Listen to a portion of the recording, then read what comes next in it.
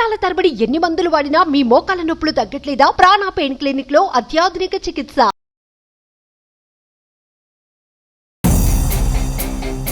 యూఎస్లో అసలు ఏం జరిగింది? నాకు యూఎస్ వీసా 3 times రిజెక్ట్ అయింది, స్టూడెంట్ వీసా. నేను యూఎస్కి వెళ్ళి ఉంటే నాకు అక్కడే నేను జాబ్ చేస్తుండేనేమో, నేను అక్కడే సెటిల్ అవుతుండేనేమో, ఇక్కడ మేకజోమ్ మిల్క్ స్టార్ట్ చేయకపోతుండేనేమో, ఇన్ని అవుట్లెట్స్ పెట్టకపోతుండేనేమో. ఒక మంచి బిజినెస్లో చాలా చేసుకోవచ్చు, ఎందుకు మిల్క్ షేకే? జనరల్గా మిల్క్ షేక్స్ అనేది ఏదో పెద్ద ఐడియా కూడా కాదండి. నేను ఏదో క్రియేట్ చేసిన, నేను ఏదో పెద్ద వరల్డ్ని క్రియేట్ చేసిన అనట్లేదు. ఒక స్మాల్ ప్రోడక్ట్ని మంచి ఒక పెద్ద బిజినెస్ లాగా స్కేల్ చేసిన. That is what we have done. But ఇది ప్రీమియం కస్టమర్స్ వస్తే తప్ప వర్కౌట్ కాదు. నాకు వన్ ఫైన్ డే ఒక కస్టమర్ కాల్ చేసి, మేము యూఎస్లో స్టోర్ పెడదాం అనుకుంటున్నాము మేకజోమ్ మిల్క్ షేక్స్ది అన్నాడు. యూఎస్ వీసా నన్ను వాడు అలోనే చేయట్లేడు, ఇంకా నా స్టోర్ నేను తీసుకెళ్ళి అక్కడ ఎలా పెట్టగలుగుతా అనుకున్నా. 85 స్టోర్స్ ఓపెన్ చేసేంత క్రెడిబిలిటీని మార్కెట్లో అసలు మీరు ఏ విధంగా సంపాదించారు? మేము మిల్క్ షేక్స్ ఇస్తున్నాం, కాకపోతే బయట దొరికే మార్కెట్లో దొరికే ఇలాంటి మిల్క్ షేక్స్ కాదు మేము ఇచ్చేది. కంప్లీట్గా డిఫరెంట్ ప్రోడక్ట్ ఇస్తున్నాం. అని జనరల్గా చూస్తే ఫ్రాంచైజీలో ఎలాంటి మోసాలు జరుగుతూ ఉంటాయి? వీడు వెళ్ళి ఫ్రాంచైజ్ ఓనర్ వెళ్ళి, అరే ఏంద్రా నాయన నా పరిస్థితి ఏంది అంటే, నేనేం చేయాలి, నేనే shutting the company, you also close your store అంటాడు సింపుల్గా. వేరే వాటితో కంపేర్ చేస్తే నాది చాలా బెటర్ ప్రోడక్ట్ అంటున్నా నేను. నాకు ఒక డాక్టర్ కస్టమర్ ఉన్నాడు, ఆ సార్ అంట సర్జరీకి వెళ్ళే ప్రతిసారి మా మిల్క్ షేక్ తాగిన తర్వాత సర్జరీ స్టార్ట్ చేస్తారట. ప్రభాస్ గారు కూడా అప్పుడప్పుడు మా స్టోర్స్కి వచ్చి షేక్స్ తీసుకొని వెళ్తారు అని చెప్పేసి. బ్రాండింగ్ చేసుకోవాలనుకున్నా, మార్కెటింగ్ చేసుకోవాలనుకున్నా ఒక స్ట్రాటజీ అయితే డెఫినెట్గా వాడాల్సినటువంటి అవసరం ఉంటుంది. సో నాకు మంచి లీడర్ అవ్వాలనేది ఒక నాకు first, that is the goal which I have. 45 years వచ్చే వరకే నా టైం. తర్వాత నేను కొంచెం రిలాక్స్ మోడ్లోకి వెళ్ళాలి. ఎంత కష్టపడాలి అన్నా కూడా ఆ ఏజ్ లోపలనే కష్టపడాలి. వెల్కమ్ టు సుమన్ టీవీ, నేను మీ Suman TV Nag. So the CEO's బుక్లో ఈరోజు guest Rahul garu, makers of milkshake. So ఇది స్టార్ట్ అయ్యేటప్పుడు జనరల్గా ఎవరైనా సరే ఈ ప్రోడక్ట్ స్టార్ట్ అవుతుందంటే, అంటే కాఫీ టీ అంటే ఏ మనిషి అయినా సరే కొనుక్కుంటాడు అవసరాన్ని బట్టి, అంటే దానికి అలవాటు అయిపోయినటువంటి జీవితం ఉంది. అలా అని కాకుండా ఒక మిల్క్ షేక్ని కొని తాగుతారు, దీన్ని ఒక అలవాటుగా మార్చొచ్చు అనుకునేటువంటి ఒక ఐడియా. సో పబ్లిక్లోకి తీసుకువెళ్తే దీన్ని యాక్సెప్ట్ చేస్తారు, దీన్ని మార్కెటింగ్ చేసుకోవడానికి కూడా ఇలాంటిది ఒక డిజైన్ చేయొచ్చు అనుకునేటువంటి ఆలోచన పుట్టిందే మేకర్స్ ఆఫ్ మిల్క్ షేక్. అయితే ఇనీషియల్ టైంలో ఇది స్టార్ట్ చేసి ముందుకు తీసుకువెళ్ళడానికి, ఈ ఐడియా ఎగ్జిక్యూట్ చేయడానికి ఆయన ఎటువంటి స్ట్రాటజీని వాడారు, ఎలాంటి ఛాలెంజెస్ ఫేస్ చేశారు, అండ్ ఈ ఐడియా ఎక్కడి నుంచి తీసుకున్నారు, ఇనీషియల్ క్యాపిటల్ సీడ్ ఎంత పెట్టారు, దాంతోపాటు చాలా మంది అంటే ఆంటర్ప్రెన్యూర్షిప్ జర్నీలో ఒకటి మాత్రమే చూసుకుంటూ ఉంటారు, ప్రాఫిట్స్ మాత్రమే. అయితే ఎన్ని స్టోర్స్ పెట్టినట్టు, ఆల్మోస్ట్ ఒక 85 స్టోర్స్ ఉన్నాయి. సో ఆ స్టోర్స్ మొత్తం ఒకటే చోటు నుండి ఏ విధంగా రన్ చేస్తున్నారు అనేటువంటిది కూడా ఈరోజు మనం రాహుల్ గారి మాటలో తెలుసుకుందాం. హలో రాహుల్ గారు. హలో నాగరాజ్ గారు, how are you? Fine sir, ఎలా ఉన్నారు? ఫైన్ అండి. Very inspiring personality. ఇప్పుడున్న యంగర్ జనరేషన్కి అయితే మీ వాయిస్ చాలా అవసరం కూడాను. మీరు మాట్లాడేటువంటి ప్రతి మాటలో ఆ గట్ ఫీలింగ్ కనిపిస్తూ ఉంటుంది నాకు. థ్యాంక్ యూ అండి. మీ బావ, మీరు, మీ బీటెక్ క్లాస్మేట్ అందరు కలిసి స్టార్ట్ చేసినటువంటి బిజినెస్ ఇది. ఐస్ బ్రేక్ అనుకున్నారు, అది మామ్ కిందకి మారింది. So makers of milk shake journey అసలు ఏ విధంగా స్టార్ట్ అయింది? మీ బావగారు అయితే మీకు మీరు చూసే ప్రాసెస్లోనే 7th క్లాస్లోనే నేను కూడా బిజినెస్ చేస్తే బాగుంటుంది అనుకునేటువంటి ఆలోచన మాత్రం క్రియేట్ చేశారు. బట్ అది ఇంట్లో యాక్సెప్ట్ చేయాలన్నా, లేదంటే మీరు నేర్చుకొని బయటికి రావాలన్నా కూడా కీ ఛాలెంజెస్ అయితే డెఫినెట్గా ఉంటాయి. మనం ఎక్కడి నుంచి తీసుకుందామని అంటే, యూఎస్లో అసలు ఏం జరిగింది? యూఎస్లో కాదండి, బేసిక్గా నేను యూఎస్ వెళ్ళాలనేది నాకు ఒక డ్రీమ్ అండి. ఓకే. ఎందుకు అంటే యాక్చువల్లీ మీరు ఇందాక చెప్పినట్టు మా బావ, నేను 7th class చదివేటప్పుడు మా బావ యూఎస్ నుంచి వచ్చిండ్రు. యూఎస్ నుంచి వచ్చి ఆయన అక్కడ యూఎస్లో వర్క్ చేస్తుంటే అతనికి అక్కడ ఒక కంపెనీ ఉంది. సో ఇండియాలో ఇంకో కొత్త కంపెనీ స్టార్ట్ చేద్దాం అనుకున్నారు.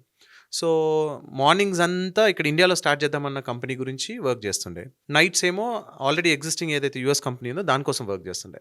హార్డ్లీ ఫ్యూ అవర్స్ పడుకుంటుండే. కాకపోతే అప్పుడు ఆయన మాకు రియల్ హీరో. ఎందుకంటే మా ఫ్యామిలీలో అందరు everyone use to praise him, is like a hero in our family. So నాకు ఆయన్ని చూసి నేను మా బావలాగా అవ్వాలి అనేది నాకు ఫస్ట్లో అప్పుడు అది వచ్చింది. వావ్ ఫ్యాక్టర్ కనిపించేది మీ? ఎస్, నాకు అది మా బావలాగా అవ్వాలి అంటే, ఎందుకంటే everyone around us are praising him. So I thought నేను కూడా ఇట్లా చేయాలి, నేను మా బావలాగా అవ్వాలి అనేది అనిపించింది. సో మా బావ ఏం చేస్తున్నాడు, బిజినెస్ చేస్తున్నాడు కాబట్టి నేను కూడా బిజినెస్ చేస్తే ఫ్యూచర్లో సక్సెస్ఫుల్ అవుతాను, నన్ను కూడా ఇట్లా అందరూ మెచ్చుకుంటారేమో అనే థాట్ వచ్చింది. సో అది కరెక్టా రాంగా ఏంటి అనేది అసలు తెలీదు. బట్ ఆ ఏజ్‌లో 7th క్లాస్‌లో మనకేం తెలుస్తుందండి. బట్ స్టిల్ ఆ థాటే నన్ను ఇవాళ ఈ పొజిషన్‌లో కూర్చోబెట్టేలాగా చేసింది. ఓకే. దాని తర్వాత నేను యూఎస్ వీసాకి ట్రై చేశాను. నాకు I have a elder brother. మా అన్నయ్య యూఎస్‌లో ఉంటారు. సో నేను యూఎస్‌కెళ్ళి బిజినెస్ అంటే బీటెక్ చేసే టైంలో మా ఫ్రెండ్స్ అందరూ, నేను జేఎన్‌టీ యూనివర్సిటీలో చేశాను బీటెక్. సో ఫ్రెండ్స్ అందరూ జాబ్ ఇంటర్వ్యూస్ కొట్టిండ్రు. సో నాకు గూడా జాబ్ చేయొచ్చు కదా అని చుట్టుపక్కల వాళ్ళు అన్నారు. కానీ నాకు ఫస్ట్ నుంచి యాజ్ ఐ సెడ్ చిన్నప్పటి నుంచి నాకు బిజినెస్ చేయాలనేదే నాకు ఇష్టమైన పని. ఓకే. సో నేను ఎప్పుడు జాబ్ సైడ్ వెళ్ళలేదు. కానీ ఈ మిడిల్ అంటే జర్నీలో బేసిక్ థాటే లేదసల. అసలు లేదు, జాబ్ చేయాలని లేదు. కాకపోతే ఏమైంది అంటే నేను బీటెక్ అయిపోయిన తర్వాత పేరెంట్స్తోని నేను మా ఫ్యామిలీ గెట్ టుగెదర్స్ కానీ, మా ఫ్యామిలీ ఫంక్షన్స్ కానీ అక్కడికి ఇక్కడికి వెళ్తున్నప్పుడు, ఫ్రెండ్స్ ఫంక్షన్స్కి, మా పేరెంట్స్ వాళ్ళ ఫ్రెండ్స్ ఫంక్షన్స్కి వెళ్తున్నప్పుడు చాలా మంది అందరూ పేరెంట్స్ని అడిగే క్వశ్చనే, మీ వాడు ఏం చేస్తున్నాడు? మా పెద్దోడు యూఎస్లో ఉన్నాడు, చిన్నోడు మొన్ననే బీటెక్ అయిపోయింది, ఏదన్నా బిజినెస్ స్టార్ట్ చేద్దామని అనుకుంటున్నాడు అని చెప్పేవాళ్ళు. సో ఆ మొన్న అయిపోయింది, ఆల్రెడీ 6 నెలలు అయింది కదా, ఆల్రెడీ 7 నెలలు అయింది కదా అని చెప్తే వాళ్ళు కొంచెం హెసిటెంట్గా ఫీల్ అయ్యేవాళ్ళు. నాకు వాళ్ళని అరే వీళ్ళు ఇన్సల్ట్గా ఫీల్ అవుతున్నారేమో అనిపించింది. సో అప్పుడు నేను వెరీ నెక్స్ట్ డే ఒక 3 ఇంటర్వ్యూస్ అటెండ్ అయినా. నాకు 3 ఆఫర్ లెటర్స్ వచ్చినాయి. ఆ 3 ఆఫర్ లెటర్స్ తీసుకెళ్ళి మా పేరెంట్స్ ముందు పెట్టిన. నాకు జాబ్ చేయాలని ఉంటే నేను చేయగలుగుతా, కానీ నాకు జాబ్ చేయాలనే ఇంట్రెస్ట్ నాకు రావట్లేదు. సో మీరు ఇబ్బంది పడకండి అంటే మా పేరెంట్స్ నాకు ఒకటే చెప్పిండ్రు, నాన్న మాకు నీ మీద కంప్లీట్ కాన్ఫిడెన్స్ ఉంది, నీకు ఏది కరెక్ట్ అనిపిస్తే అది చెయ్యి, కానీ తప్పుడు మార్గంలోకి పోకు, ఎవరిని నష్టం చేయకు, ఎవరికి అన్యాయం చేయకు అని చెప్పిండ్రు. అంటే మీ పేరెంట్స్ బెస్ట్ ఎగ్జాంపుల్ అని చెప్పాలండి. Yeah. పిల్లలు ఏదైనా చేస్తాను అని అంటే ఒక్కొక్క హిండరింగ్ అనేది పెట్టేస్తూ ఉంటారు, ఒక అడ్డు అనేది వేసేస్తూ ఉంటారు జనరల్గా. మీ పేరెంట్స్కి మీరు అంటే మీరు కూడా ప్రూవ్ చేసుకున్నారండి అక్కడ చాలా క్లియర్గా 3 ఆఫర్ లెటర్స్. నాకు ఈ ఆఫర్ లెటర్స్ ఉన్నా కూడా నాకు జాబ్ అనేది ఇంట్రెస్ట్ లేదు, నేను బిజినెస్ వైపే వెళ్ళాలనుకుంటున్నాను అనగానే వాళ్ళు క్రియేట్ చేసినటువంటి కాన్ఫిడెన్స్ అద్భుతం అనొచ్చు. థ్యాంక్ యూ అండి. తర్వాత నేను యూఎస్ వీసా ట్రై చేసిన. అప్పుడు ఎందుకంటే నాకు బిజినెస్ ఐడియాస్ రావట్లేదు బేసిక్గా. సో అసలు ఏం చేయాలి అనేది ఒక క్వశ్చన్ మార్క్ లాగా ఉంది, అందరికీ ఒక రీజనింగ్ లాగా ఉంటుందా అనే ఫీలింగ్లోకి వెళ్ళిన. అప్పుడు మా అన్నయ్య నాకు ఏం చెప్పిండంటే, అరే యూఎస్కి రా, నువ్వు వస్తే ఎందుకు అంటే ఇక్కడ నీకు మన ఇండియా కంటే ఇక్కడ కొంచెం హెడ్ ఉన్నాం. సో అప్పుడు బిఫోర్ ఒక అరౌండ్ 13-14 ఇయర్స్ బ్యాక్ అండి. ఇక్కడికి వచ్చి ఏదో ఒకటి 2010లో 10-11 ఆ టైంలో. సో ఇక్కడికి వస్తే నీకు ఏదో ఒక బిజినెస్ ఐడియా వస్తుంది, ఆ బిజినెస్ ఐడియాని ఇంప్లిమెంట్ చేయడానికి ట్రై చేయని చెప్పి, నీకు నాలెడ్జ్ కూడా గెయిన్ అవుతుంది కదా, ఇక్కడికి వచ్చి ఎంబీఏ చేయని చెప్పిండు. అండ్ డెఫినెట్గా నీకు ఎంబీఏ ఫ్యూచర్ బిజినెస్లో హెల్ప్ఫుల్ అవుద్ది అని చెప్పాడు. కరెక్టే కదా అనిపించి నేను యూఎస్ వీసా 3 టైమ్స్ అప్లై చేసిన అండి. ఇది నాకు లైఫ్లో అందరికి చెప్తాను నేను. బేసిక్గా ఇంటర్వ్యూ వినేవాళ్ళు ఈ పాయింట్ అయితే పక్కా గుర్తుంచుకోండి, నాకు యూఎస్ వీసా 3 టైమ్స్ రిజెక్ట్ అయింది, స్టూడెంట్ వీసా. సో లైఫ్లో everything happens for a reason అనేది ఏదైతే ఉందో, నా జీవితంలో నాకు ఆ యూఎస్ వీసా రాలేదు కాబట్టే నేను ఇక్కడికి వచ్చి మేకేజ్ మిల్క్ షేక్ స్టార్ట్ చేశానేమో. ఓకే. సో నాకు అది రాలేదు. రాకపోగా తర్వాత మా అన్న ఏమన్నారంటే, అరే లండన్కి వెళ్ళు. సో అప్పుడు లండన్కి వెళ్ళి ఎంబీఏ చేసిన. ఎందుకంటే అది కూడా ఇంటర్నేషనల్ కంట్రీ కింద, వేరే కంట్రీకి వెళ్తే నీకు కొంచెం ఇంటర్నేషనల్ ఎక్స్పోజర్ వస్తుంది, సో వెళ్ళు అని చెప్పాడు. వెళ్ళి అక్కడ ఎంబీఏ చేసేసుకొని మళ్ళీ బ్యాక్ వచ్చి మేకేజ్ మిల్క్ షేక్స్ ఇక్కడ స్టార్ట్ చేసిన.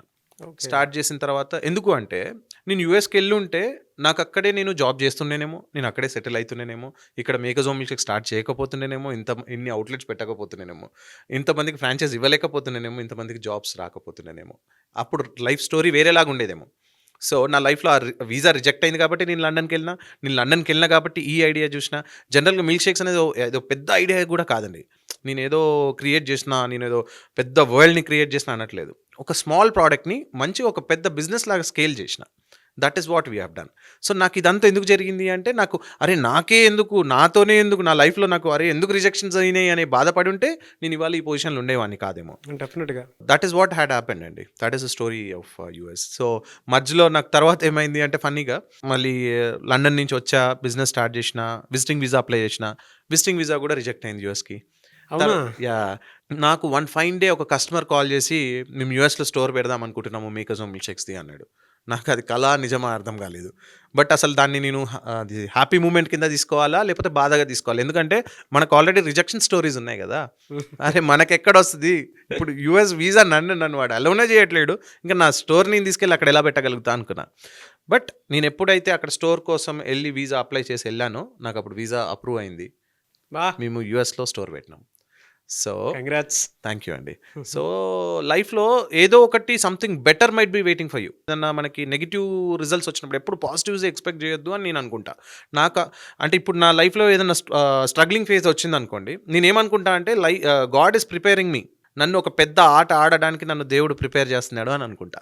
అప్పుడు ఆ ఎనర్జీని నాకు ఆటోమేటిక్గా పేరెంట్స్ కానీ, నా ఎల్డర్స్ కానీ, నా చుట్టుపక్కల ఉన్న వాళ్ళు కానీ, వాళ్ళు ఇచ్చే బ్లెస్సింగ్స్ అండ్ గాడ్స్ బ్లెస్సింగ్స్ ఉంటాయి అనే గట్ ఫీలింగ్ ఉంది. ఎందుకంటే నేను ఎంచుకున్న మార్గం మంచిది, నేను చేసే పని కరెక్ట్ అయినప్పుడు అన్నీ నాకు పాజిటివ్ మంచి ఫ్యూచర్ ఉంటుందని నేను అనుకుంటానండి. ఈ రిజెక్షన్ ప్రాసెస్ ఒకటి ఉంది కదా, అప్పుడు మీ స్టేట్ ఆఫ్ మైండ్ ఏ విధంగా ఉండేది? నాకు అట్లాంటి ప్రాబ్లం ఏం లేదండి. నేను హ్యాపీగా ఉండే, నేను ఏదో చేద్దాం అనుకున్నా అని చెప్తే అబద్ధం అవుతుందండి. డెఫినెట్గా టు బీ హానెస్ట్ అక్కడ ఏమైంది అంటే కొంచెం లో అవుతామండి. ఏదన్నా మనకి రిజల్ట్ నెగిటివ్ వచ్చినప్పుడు కొంచెం బాధపడతాం కానీ అప్పుడు ఏమనిపించింది అంటే ఇంకా there is lot of future కదా నాకు. నేను బాధపడ్డా ఈ సిచ్యువేషన్ని నేను ఫేస్ చేయాలి, నేను స్ట్రాంగ్ ఉన్న ఈ సిచ్యువేషన్ని ఫేస్ చేయాలి. నేను ఎదుర్కోవడం అనేది అయితే కంపల్సరీ నేను ఈ సిచ్యువేషన్ని ఫేస్ చేయాల్సిందే. అదేదో నేను కాన్ఫిడెంట్గా ఎదుర్కొంటా అనేది ఫస్ట్ నుంచి అనుకుంటాను. నాకు ఒక ప్రాబ్లం వస్తే మాత్రం నాకు మా పేరెంట్స్ మా ఫాదర్ చెప్పిండు, నువ్వు ఎట్లయినా ప్రాబ్లం వచ్చినప్పుడు ఎదుర్కోవాల్సిందే, అది బాధపడుతూ ఎదుర్కోకు, ధైర్యంగా ఎదుర్కో. సో అప్పుడు నీకు ఇంకా రెట్టింపు ఉత్సాహంతో వర్క్ చేయగలుగుతావు అని చెప్తాడు. ఆ మాటలు మిమ్మల్ని ఎప్పటికీ కూడా మోటివేట్ చేస్తూనే ఉంటాయి. ఎస్, రెగ్యులర్గా. ఎస్. బిజినెస్ ఐడియా చూస్ చేసుకోవాలి అనుకుంటే ఎన్ నెంబర్ ఆఫ్ కనిపిస్తూ ఉంటాయి. ఎంబీఏ చేసినటువంటి ఒక స్టూడెంట్కి ఎగ్జిక్యూషన్ ప్రాసెస్ కూడా తెలుసు. ఒక మంచి బిజినెస్లో చాలా చేసుకోవచ్చు. ఎందుకు మిల్క్ షేకే? బేసిక్గా నేను మీకు చెప్పాను కదండి, నేను బీటెక్ చేసే టైంలో నాకు బిజినెస్ ఐడియా కోసం ఆలోచిస్తూనే నాకు అప్పుడు తట్టలేదు. సో బీటెక్ అయిపోయిన తర్వాత ఆలోచించిన అప్పుడు తట్టలేదు. సో నేను లండన్కి వెళ్ళినప్పుడు నాకు ఎప్పుడు ఎందుకంటే నా ఫ్యూచరే బిజినెస్ కాబట్టి నేను ఎక్కడికి వెళ్ళినా కూడా దీంట్లో నుంచి ఏదైనా బిజినెస్ చేయొచ్చా. సో ఇప్పుడు లెట్స్ సే ఒక షోరూమ్కి వెళ్ళినా అనుకోండి, ఆ క్లోత్ స్టోర్లో వాళ్ళ బిజినెస్ మోడల్ ఏంటి, నెక్స్ట్ ఇప్పుడు ఏదైనా రెస్టారెంట్కి వెళ్ళినా అనుకో వీళ్ళ బిజినెస్ మోడల్ ఏంటి. సో దీన్ని అబ్జర్వ్ చేసేవాడిని, ఫొటోస్ తీసుకునేవాడిని, నేను క్లియర్గా నా ఫోన్లో నోట్ చేసుకుంటుండే. సో అంటే కీన్ అబ్జర్వేషన్ ఉండేది, ఎందుకంటే అసలు వీళ్ళు ఎట్లా ప్రాఫిట్స్ చేస్తున్నారు, వీళ్ళ బిజినెస్ మోడల్ ఏంటి అనేది ఆలోచించేవాడిని. ఇట్లా ఆలోచించే క్రమంలో నాకు వన్ ఫైన్ డే చాలా చూసినా, చాలా అనుకున్నా కానీ ఏది కూడా స్పార్క్ తగల్లా.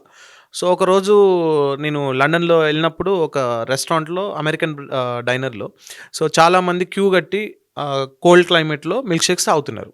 అసలు ఇదేంది అని అడిగితే మా అన్నుండే అప్పుడు నాతో, మా cousin brother, milk shake parlour అది ఇది అని చెప్పినప్పుడు మేము అక్కడ ట్రై చేయగానే ఫస్ట్ తాగగానే నాకు సూపర్ అనిపించింది. ఇదే నా బిజినెస్ ఐడియా అన్న. అంటే అరే బాబు ఇదేం బిజినెస్ ఐడియా రా అన్నాడు. ఇట్లాంటి క్లైమేట్లో ఇక్కడ ఇంత తాగుతున్నారంటే, ఇండియాలో మనది హాట్ క్లైమేట్ అన్న, మన దగ్గర ఇంకెక్కువ యాక్సెప్టెన్స్ ఆఫ్ దిస్ ప్రోడక్ట్ ఉంటుంది, నేను మిల్క్ షేక్స్ పాయింట్స్ ఇండియాలో పెడతా అన్న. అంటే ఇండియాలో తాగర్రా అన్నాడు. లేదన్న నాకు ఎందుకో తాగుతారు అనిపిస్తుంది అన్న. ఆ స్పార్క్ ఎలా అనిపించింది ఆ టైంలో? అప్పుడు నేనేమనుకున్నా అంటే నాకు నచ్చింది, నేను చేసే పని నాకు నచ్చాలి, నేను ఒక పెద్ద కసితో ఉన్నా, ఏదో చేయాలన్న కసితో ఉన్నా. అలా ఆ జర్నీలో చాలా చూసిన, కానీ నాకు ఎందుకో ఇది సూపర్, ఇది కంపల్సరీ నడుస్తుంది. అండ్ మోర్ ఓవర్ దీనిపైన షెఫ్ డిపెండెన్సీ అనేది ఈ ప్రోడక్ట్ మీద లేదు. సో దీన్ని ఇంకా ప్రాపర్గా పాలిష్డ్గా చేసి తీసుకొస్తే it is easy to expand. And market ఇండియాలో చాలా పెద్ద మార్కెట్ ఉంది. సో దీన్ని 101% మనం గ్రో చేయొచ్చు, స్కేల్ చేయొచ్చు అనుకొని ఇమీడియట్గా నేను దీన్ని స్టార్ట్ చేయాలనే దాంతో R&D చేయడం ఫ్రమ్ డే 1 నేను ఎప్పుడైతే ప్రోడక్ట్ టేస్ట్ చేసినో ఆ రోజు నుంచి R&D చేయడం స్టార్ట్ చేసిన. అప్పుడు అందరు నన్ను అరే వీడేంద్ర బాబు అనుకున్నారు, బట్ ఇవాళ వాళ్ళందరూ అప్రిషియేట్ చేస్తున్నారు. రియలీ గ్రేట్ అండి. R&D ప్రాసెస్ ఉంటుంది కదా, ఈ R&Dలో మీరు ఏం నేర్చుకున్నారు, ఎలా స్టార్ట్ అయింది? ఆ ఐడియా ఐస్ బ్రేక్ నుంచి స్టార్ట్ అయిందని చెప్పేసి విన్నాను నేను. జనరల్గా మిల్క్ షేక్ అయితే స్టార్ట్ చేస్తున్నాను, ఓకే, బట్ దానికి ఒక బ్రాండ్ నేమ్ ఉండాలి, బయటకు వెళ్ళాలి అని అంటే ఈ ఐస్ బ్రేక్ మామూలుగా ఎలా అయింది? సో బేసిక్గా నేను లండన్ నుంచి వచ్చాను, ఆ ప్రోడక్ట్ మీద అక్కడ ఒక 6 months R&D చేసిన. వచ్చిన తర్వాత ఇక్కడ ఇండియాలో స్టోర్ స్టార్ట్ చేద్దాం అనుకున్నప్పుడు దానికి ఏం పేరు పెట్టాలి, స్టోర్స్కి ఏం నేమ్ పెడదాం అనుకున్నా. మేము లాట్ ఆఫ్ చాలా ఐస్ క్రీమ్ మేము బ్లెండ్ చేస్తాం మిల్క్ షేక్స్ని. ఐస్ బ్రేక్ అని చేద్దాం, ఎందుకంటే మిల్క్ షేక్ని బ్లెండ్ చేస్తున్నాం కదా, let's name it as ice breaker అనుకొని నేను ఇమీడియట్గా మా అన్నకు కాల్ చేసిన, అన్నయ్య నేమ్ ఫిక్స్ అయిందిరా, ఐస్ బ్రేకర్ అని పెడదాం అనుకుంటున్నా అన్న. మా అన్న ఒకటే మాట అన్నాడు, అరే పేర్లోనే బ్రేక్ ఉంది అన్నాడు, it's a negative sign, so go with the positive name అన్నాడు. అప్పుడు ఇమీడియట్గా స్ట్రైక్ అయింది ఏంటి అంటే, అన్నిటికంటే మన జీవితంలో పాజిటివిటీ ఇచ్చేది ఏంటండి, తల్లి ప్రేమ. అంతకు మించిన దాన్ని ఎవరు కూడా కాదనలేరు, రైట్? సో ప్రతి మనిషికి అమ్మ ప్రేమ is emotion and it's a positive love, pure love. Brand పేరు నేను మామ్ అని ఎందుకు పెట్టొద్దు అనుకున్నా, అండ్ ఇంకోటి ఎంతో స్టార్ట్ అయిన బ్రాండ్స్ అని అప్పుడు ఇంత నాలెడ్జ్ లేదండి. ఐఎమ్ హార్డ్లీ అప్పుడు 23-24 ఇయర్స్. ఓకే. ఎంతో స్టార్ట్ అయిన పేర్లన్నీ చాలా పెద్ద బ్రాండ్స్ అయినాయి. సో మనది కూడా పెద్దగా అవుతుంది, అదొకటి M and mom. So and next వీటిని మా కజిన్స్తో డిస్కస్ చేసిన. అండ్ ఇన్ఫ్యాక్ట్ డిస్కషన్లో అకీరా కూడా ఉన్నాడు. సో అకీరా కూడా వాళ్ళ అమ్మ అంటే చాలా ఇష్టం. సో ఇమీడియట్గా అందరు డిస్కషన్స్లో we freezed the name as MOM, mom అని చెప్పి స్టార్ట్ చేసినాము. సరే మామ్ మిల్క్ షేక్స్ అని చెప్తే కష్టం కదా, మరి ఎట్లా దానికి ఒక పేరుని బిల్డ్ చేయాలి కదా అంటే, ఒక ఎమ్కి మనం మిల్క్ షేక్స్ అమ్ముతున్నాం కాబట్టి let's name it as milkshakes. ఇంకో ఎమ్ ఏంటి, మనం మిల్క్ షేక్స్ చేస్తున్నాం, let's name it as Makezo milkshakes అని చెప్పేసి ఆ చిన్న డిస్కషన్లోనే ఫ్రీజ్ చేసినాం మేకజో మిల్క్ షేక్స్ అనే పేరు. అకిరా అంటే మన డెప్యూటీ సీఎం పవన్ కళ్యాణ్ గారి అబ్బాయి అకిరా గారు. అవును. ఓకే. ఆయన ఏ విధంగా ఇన్వాల్వ్ అయ్యారు ఇందులో? బేసిక్ ఇన్వాల్వ్మెంట్ లేదండి. బేసిక్ ఏంటి అంటే, అకీరా వచ్చేసి మా బావ పిల్లలు ఉన్నారు, సుధీష్ సుహాస్ అని. సుధీష్కి అకీరా క్లాస్మేట్. సో అట్లా నాకు పరిచయం, మంచి close, we're close at that time. So మా వాళ్ళతో డిస్కషన్లో అప్పుడు వాళ్ళ ఏజ్ చిన్నదే, బట్ స్టిల్ నాకు వాళ్ళకే ఫ్రెష్ థాట్స్ ఉంటాయి కదా. ఈవెన్ మెన్యూ డిజైనింగ్ అప్పుడు కూడా నేను మా బావ పిల్లల్ని, మా అక్క వాళ్ళ పిల్లల్ని ఇన్వాల్వ్ చేసి మెన్యూ డిజైన్ చేస్తాను, ఎందుకంటే వాళ్ళ థాట్స్ అనేది కంప్లీట్గా డిఫరెంట్ ఉంటాయి. సో అట్లా నేను అప్పుడు ఆ డిస్కషన్స్లో అకీరా కూడా ఇన్పుట్ ఇచ్చిండు. అండ్ ఎన్ని డేస్ జరిగింది అకిరా తోటి ఆ డిస్కషన్?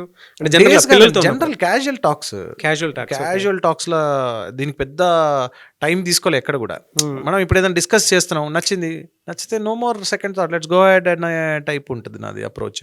సో అట్లనే జస్ట్ క్యాజువల్ డిస్కషన్స్లో మేము ఒక గ్రూప్ క్రియేట్ చేసుకున్నాం, అప్పుడు మర్చిపోయా. సో ఆ గ్రూప్లో కొంచెం డిస్కషన్స్లో ఇది ఫ్రీజ్ చేసుకున్నాం. ఆ గ్రూప్లో ఓవరాల్గా మేము ఒక మా అక్క పిల్లలు, మా బావ వాళ్ళ పిల్లలు, అకీరా, మేము అందరం, మా అన్నయ్య, నేను, మేము అందరం ఉండేది. సో అందరం మా థాట్స్ అక్కడ పెడుతూ చాట్లో ఫ్రీజ్ చేసింది నేమ్ అది. ఓకే. ఉన్నారా ఇప్పుడు టచ్లో ఉన్నారా? ఉన్నాడండి. ఆయన ఉన్నప్పుడు కూడా డిస్కషన్ జరిగింది కాబట్టి ఎప్పుడైనా డిస్కస్ చేస్తారా మిల్క్ షేక్ గురించి? కానీ ఇప్పుడు హీ కాల్స్ మీ మామ, ఎట్లా ఉంది, హౌ ఇస్ ఇట్, ఇట్లా దిస్ టైప్ ఆఫ్ కాన్వర్సేషన్ అయితే ఉంది. అండ్ ఇంకా డీటెయిల్గా బిజినెస్ గురించి డిస్కషన్స్ అయితే ఇప్పుడు యాజ్ ఆఫ్ నౌ లేవు. If it is needed I can go talk to them any time. Very good discussion అనమాట. R&D పేపర్ మీద పడినప్పుడు ఒక స్ట్రక్చర్ అయితే వస్తుంది కదా, డిజైన్ని ఎలా అండి 1 year మొత్తం వర్క్ చేశానని చెప్పేసి విన్నాను నేను. R&D కోసం చేశామండి. ఎందుకంటే నాకు ఛాలెంజ్ ఎక్కడొచ్చింది అంటే, నేను లండన్లో R&D చేసింది ఏదైతే ఉందో అక్కడ ఉన్న రా మెటీరియల్ కాస్ట్ వర్సెస్ అదే ప్రోడక్ట్ ఇక్కడ నేను తెచ్చి అమ్మితే నేను ఒక్కొక్క మిల్క్ షేక్ 400 to 500 అమ్మాలి. Importing of those ingredients is very tough, challenging నాకు అప్పుడు. సో మరి నేను 400-500 మిల్క్ షేక్ అమ్ముతా అంటే ఎవరు కొంటారు? ఎందుకంటే ప్రతి జ్యూస్ షాప్లో మిల్క్ షేక్స్ అనే కాలం ఉంటుంది. అండ్ నెక్స్ట్ ప్రతి రెస్టారెంట్లో కార్నర్ పేజ్లో మిల్క్ షేక్స్ అని రాసి ఉంటుంది. సో కానీ మేము ఇచ్చే ప్రోడక్ట్ మేము మిల్క్ షేక్సే ఇస్తున్నాం, కాకపోతే బయట దొరికే మార్కెట్లో దొరికే ఇలాంటి మిల్క్ షేక్స్ కాదు మేము ఇచ్చేది, కంప్లీట్గా డిఫరెంట్ ప్రోడక్ట్ ఇస్తున్నాం. సో నేను అలా అని చెప్పేసి నేను ఏకదమ్ ఒక 400-500 అమ్మితే ఎవరు కొనరు. సో మరి ఎట్లా? So that was a challenge. So నేను అక్కడ చేసిన R&D నాకు ఇక్కడ యూస్ఫుల్ అవ్వలేదు. సో ఇక్కడికి వచ్చాక మళ్ళీ 6 months బాగా తిరిగి డిఫరెంట్ ప్రోడక్ట్స్తో ట్రై చేసి లాస్ట్కి ఒక what not multiple different combinations try చేసినాము. ఫర్ ఎగ్జాంపుల్ ఎక్లేర్ చాక్లెట్తో కూడా మిల్క్ షేక్ చేయడానికి ట్రై చేసినాము. సో వియర్డ్ కాంబినేషన్స్ కూడా ట్రై చేసి మా వాళ్ళని, ఫ్యామిలీ మెంబర్స్ని, మా అత్తయ్య వాళ్ళని అందరినీ కూర్చోబెట్టి, మా కజిన్స్ని కూర్చోబెట్టి ఒక పెన్ పేపర్ తీసుకొని డిఫరెంట్ ఫ్లేవర్స్ తయారు చేసి అట్లా ఒక 10 members కూర్చోబెట్టి వాళ్ళకి చిన్న శాంపుల్స్ ఇచ్చి 1 to 10 మీరు దీనికి రేటింగ్ ఎంత ఇస్తారని చెప్పి చూసుకుంటూ, మళ్ళీ నా రేటింగ్, వీళ్ళ రేటింగ్కి 50% ఇచ్చేవాడిని వెయిటేజ్, నా రేటింగ్కి 50% ఇచ్చుకునేవాడిని. ఎందుకంటే మనం అమ్మే ప్రోడక్ట్ మనకు నచ్చితే we can give our justification, we can give our 100% to that product is what I believe. So అట్లా చాలా R&D చేసి ఫైనల్గా ఒక మంచి ప్రోడక్ట్ని అయితే మార్కెట్లోకి తీసుకురాగలిగినాం. ప్రతి ఆంటర్ప్రెన్యూర్ అంటే ఏదైనా బిజినెస్ పెట్టాలి అనుకున్నప్పుడు నేర్చుకోవాల్సినటువంటి కీ పాయింట్ ఏదైనా ఉంది అని అంటే, ఫస్ట్ మనం ఏం ఫీల్ అవుతున్నాము, ఆ క్వాలిటీ మనకు నచ్చుతుందా, మన ఇంట్లో వాళ్ళకి నచ్చుతుందా, ఇంట గెలిచి రచ్చగలమంటే అదే. ఇవాళ రాహుల్ గారి విషయంలో జరిగింది కూడా అదే. ప్రతి ఒక్కరూ నేర్చుకోవాల్సినటువంటి కీ పాయింట్స్ ఇందులో చాలా ఉన్నాయి. R&D అంటే ఒక 2-3 చోట్ల తిరిగేసి మామూలుగా ఏదో మేము చేసేసాం అనుకొని కొంతమంది బిజినెస్లో ఎంటర్ అయిపోయి వెంటనే ఫెయిల్ అయిపోతూ ఉంటారు. మీరు నేర్చుకోవాల్సినటువంటి పాఠాలు ఏదైనా ఉన్నాయి అని అంటే, ఇవాళ రాహుల్ గారు చెప్పినటువంటి ఒక విషయం, నేను అక్కడక్కడ చదువుకున్నవి డిఫరెంట్ ఫ్లేవర్స్, ఈవెన్ చాక్లెట్స్ తోటి కూడా నేను ట్రై చేసిన తర్వాత ఇది కాదు, ఇలా ఉంటే బాగుంటుంది, అలా ఉంటే బాగుంటుంది అనుకునేటువంటి విషయాన్ని కూడా గమనించే నేను ఇటువైపు వచ్చాను అనేటువంటి విషయాన్ని చెప్పారు. అంటే ఒక క్వాలిటీ ఎలా బిల్డ్ అవుతుంది అని అంటే మన ఇంట్లో నుంచే స్టార్ట్ అవ్వాలి. సో దాన్ని ఆయన పట్టుకున్నారు కాబట్టి ఇవాళ సక్సెస్ఫుల్ బిజినెస్ మ్యాన్గా మీ ముందుకు వచ్చారు. అయితే జనరల్గా ఉంటుందండి, ఆంటర్ప్రినర్ ఎవరైనా సరే మీకులానే థింక్ చేస్తేనే ఆ మోడల్ వర్కౌట్ అవుతుంది అనుకునేటువంటి ఆలోచనతో వస్తారు చాలామంది. ఫస్ట్ మీ స్టోర్ ఎక్కడ స్టార్ట్ అయింది, ఏ విధంగా స్టార్ట్ అయింది, అండ్ మీ సీడ్ క్యాపిటల్ ఎంత స్టార్ట్ చేసేటప్పుడు? ఎందుకంటే ఐడియా బాగుంది, బట్ దీనికి ఎక్స్పెండిచర్ అది ఇది క్యాలిక్యులేట్ చేసుకున్నప్పుడు స్టోర్ అనగానే అంటే మీ ఐడియాలజీ పెద్దగా ఉంది. కాఫీ టీ అనుకోండి, జనరల్గా దాని నామినల్ కాస్ట్ తోటైనా సరే మనం ఏదో ఎంజాయ్ చేస్తాం, బట్ ఇది ప్రీమియం కస్టమర్స్ వస్తే తప్ప వర్కౌట్ కాదు. అది ఎలా ప్లాన్ చేశారు? సో బేసిక్గా నేను స్టోర్స్ కోసం తిరిగేవాడిని. తిరిగినప్పుడు ఎక్కడికి వెళ్ళినా కూడా మంచి ప్లేసెస్ కావాలి నాకు బేసిక్గా. ఎందుకంటే మేము ఒక ప్రోడక్ట్ కొంచెం ప్రీమియంలో అమ్మాలి అనుకున్నప్పుడు location also matters a lot. So నాకు మంచి స్టోర్ కావాలి. సో నాకు స్టోర్స్ కోసం నేను తిరిగేటప్పుడు చాలామంది మేము ఇవ్వము మిల్క్ షేక్స్ అనగానే అప్పుడు ఇండియాలో పర్సెప్షన్ ఏంటి అంటే చిన్న షాప్స్ లాగా పెడతారు, మా బిల్డింగ్ ఒక బ్యూటీ పోతుంది, వాళ్ళ పర్సెప్షన్ అట్లా ఉండేది. మేము వాళ్ళకి ఎంత ఎక్స్ప్లెయిన్ చేసినా కూడా వాళ్ళకి అర్థం కాకపోయేది. వాళ్ళు చాలామంది హైదరాబాద్లో తిరిగి అసలు ఒక 100 సైట్స్ పైన చూస్తుంటాను. అందరూ రిజెక్ట్ చేసి పట్టింది ఇది తిరగడానికి. ఈ R&D చేస్తూ ప్యారలల్గా తిరిగేవాడిని అండి. ఓకే. R&D ఎందుకంటే టైం వేస్ట్ కదా. సో నాకు అది చేస్తూ ఇది చేసేవాడిని. నాకు రిజెక్షన్స్ ఏ ఉండేవి. సో అట్లా ఒక రోజు మా కజిన్ అరే మనము లంచ్కి వెళ్దాం పదా అని చెప్పేసి హైదరాబాద్ నుంచి 60 కిలోమీటర్స్ అవేలో హిల్ పార్క్ డ్రైవ్ ఇన్ అని ఉంది ఒకటి, that is 60 kilometers away from city. So ఇద్దరం కలిసి లంచ్కి వెళ్ళినాము. అక్కడ లంచ్ చేసే టైంలో నాకు అక్కడ చిన్న కియాస్క్ కనిపించింది. ఆ కియాస్క్ కనిపించగానే అక్కడ ఉన్న మేనేజర్ని పిలిచి బ్రదర్ అక్కడ ఏం పెడుతున్నారంటే, ఏమో సార్ మా సార్ అయితే ఇప్పుడు అది కట్టించిండ్రు, మరి ఇప్పుడు ఎవరికైనా ఇచ్చారా? నాకు తెలిసి ఇంక ఇవ్వలేదు సార్ అన్నారు. మీ సార్ ఉన్నారా? లేరు సార్. మీ సార్ ఫోన్ నెంబర్ ఇస్తారా అని చెప్పి నెంబర్ తీసుకొని హలో అంకిల్ నేను సో అండ్ సో ఇట్లా వచ్చాను, మీది ఇక్కడ సైట్ చూశాను, అది ఖాళీ ఉంది, ఎక్కడున్నారు సార్ మీరు? హైదరాబాద్లో ఉన్నాను. నేను ఇమ్మీడియట్గా వచ్చి మిమ్మల్ని కలుస్తా అన్న. వచ్చి మాట్లాడినా, రెంట్ నెగోషియేట్ చేసుకున్నా. ఫస్ట్ సైట్ ఆయన I'm very lucky that he accepted. So లక్కీగా నాకు first 6 months rent free period కూడా ఇచ్చాడు. అవునా? Yeah. So I should appreciate. ఏదైనా ఇలా ఎస్, అదృష్టం కలిసి వస్తే నడుచుకుంటూ వచ్చేస్తుంటారు అట్లా.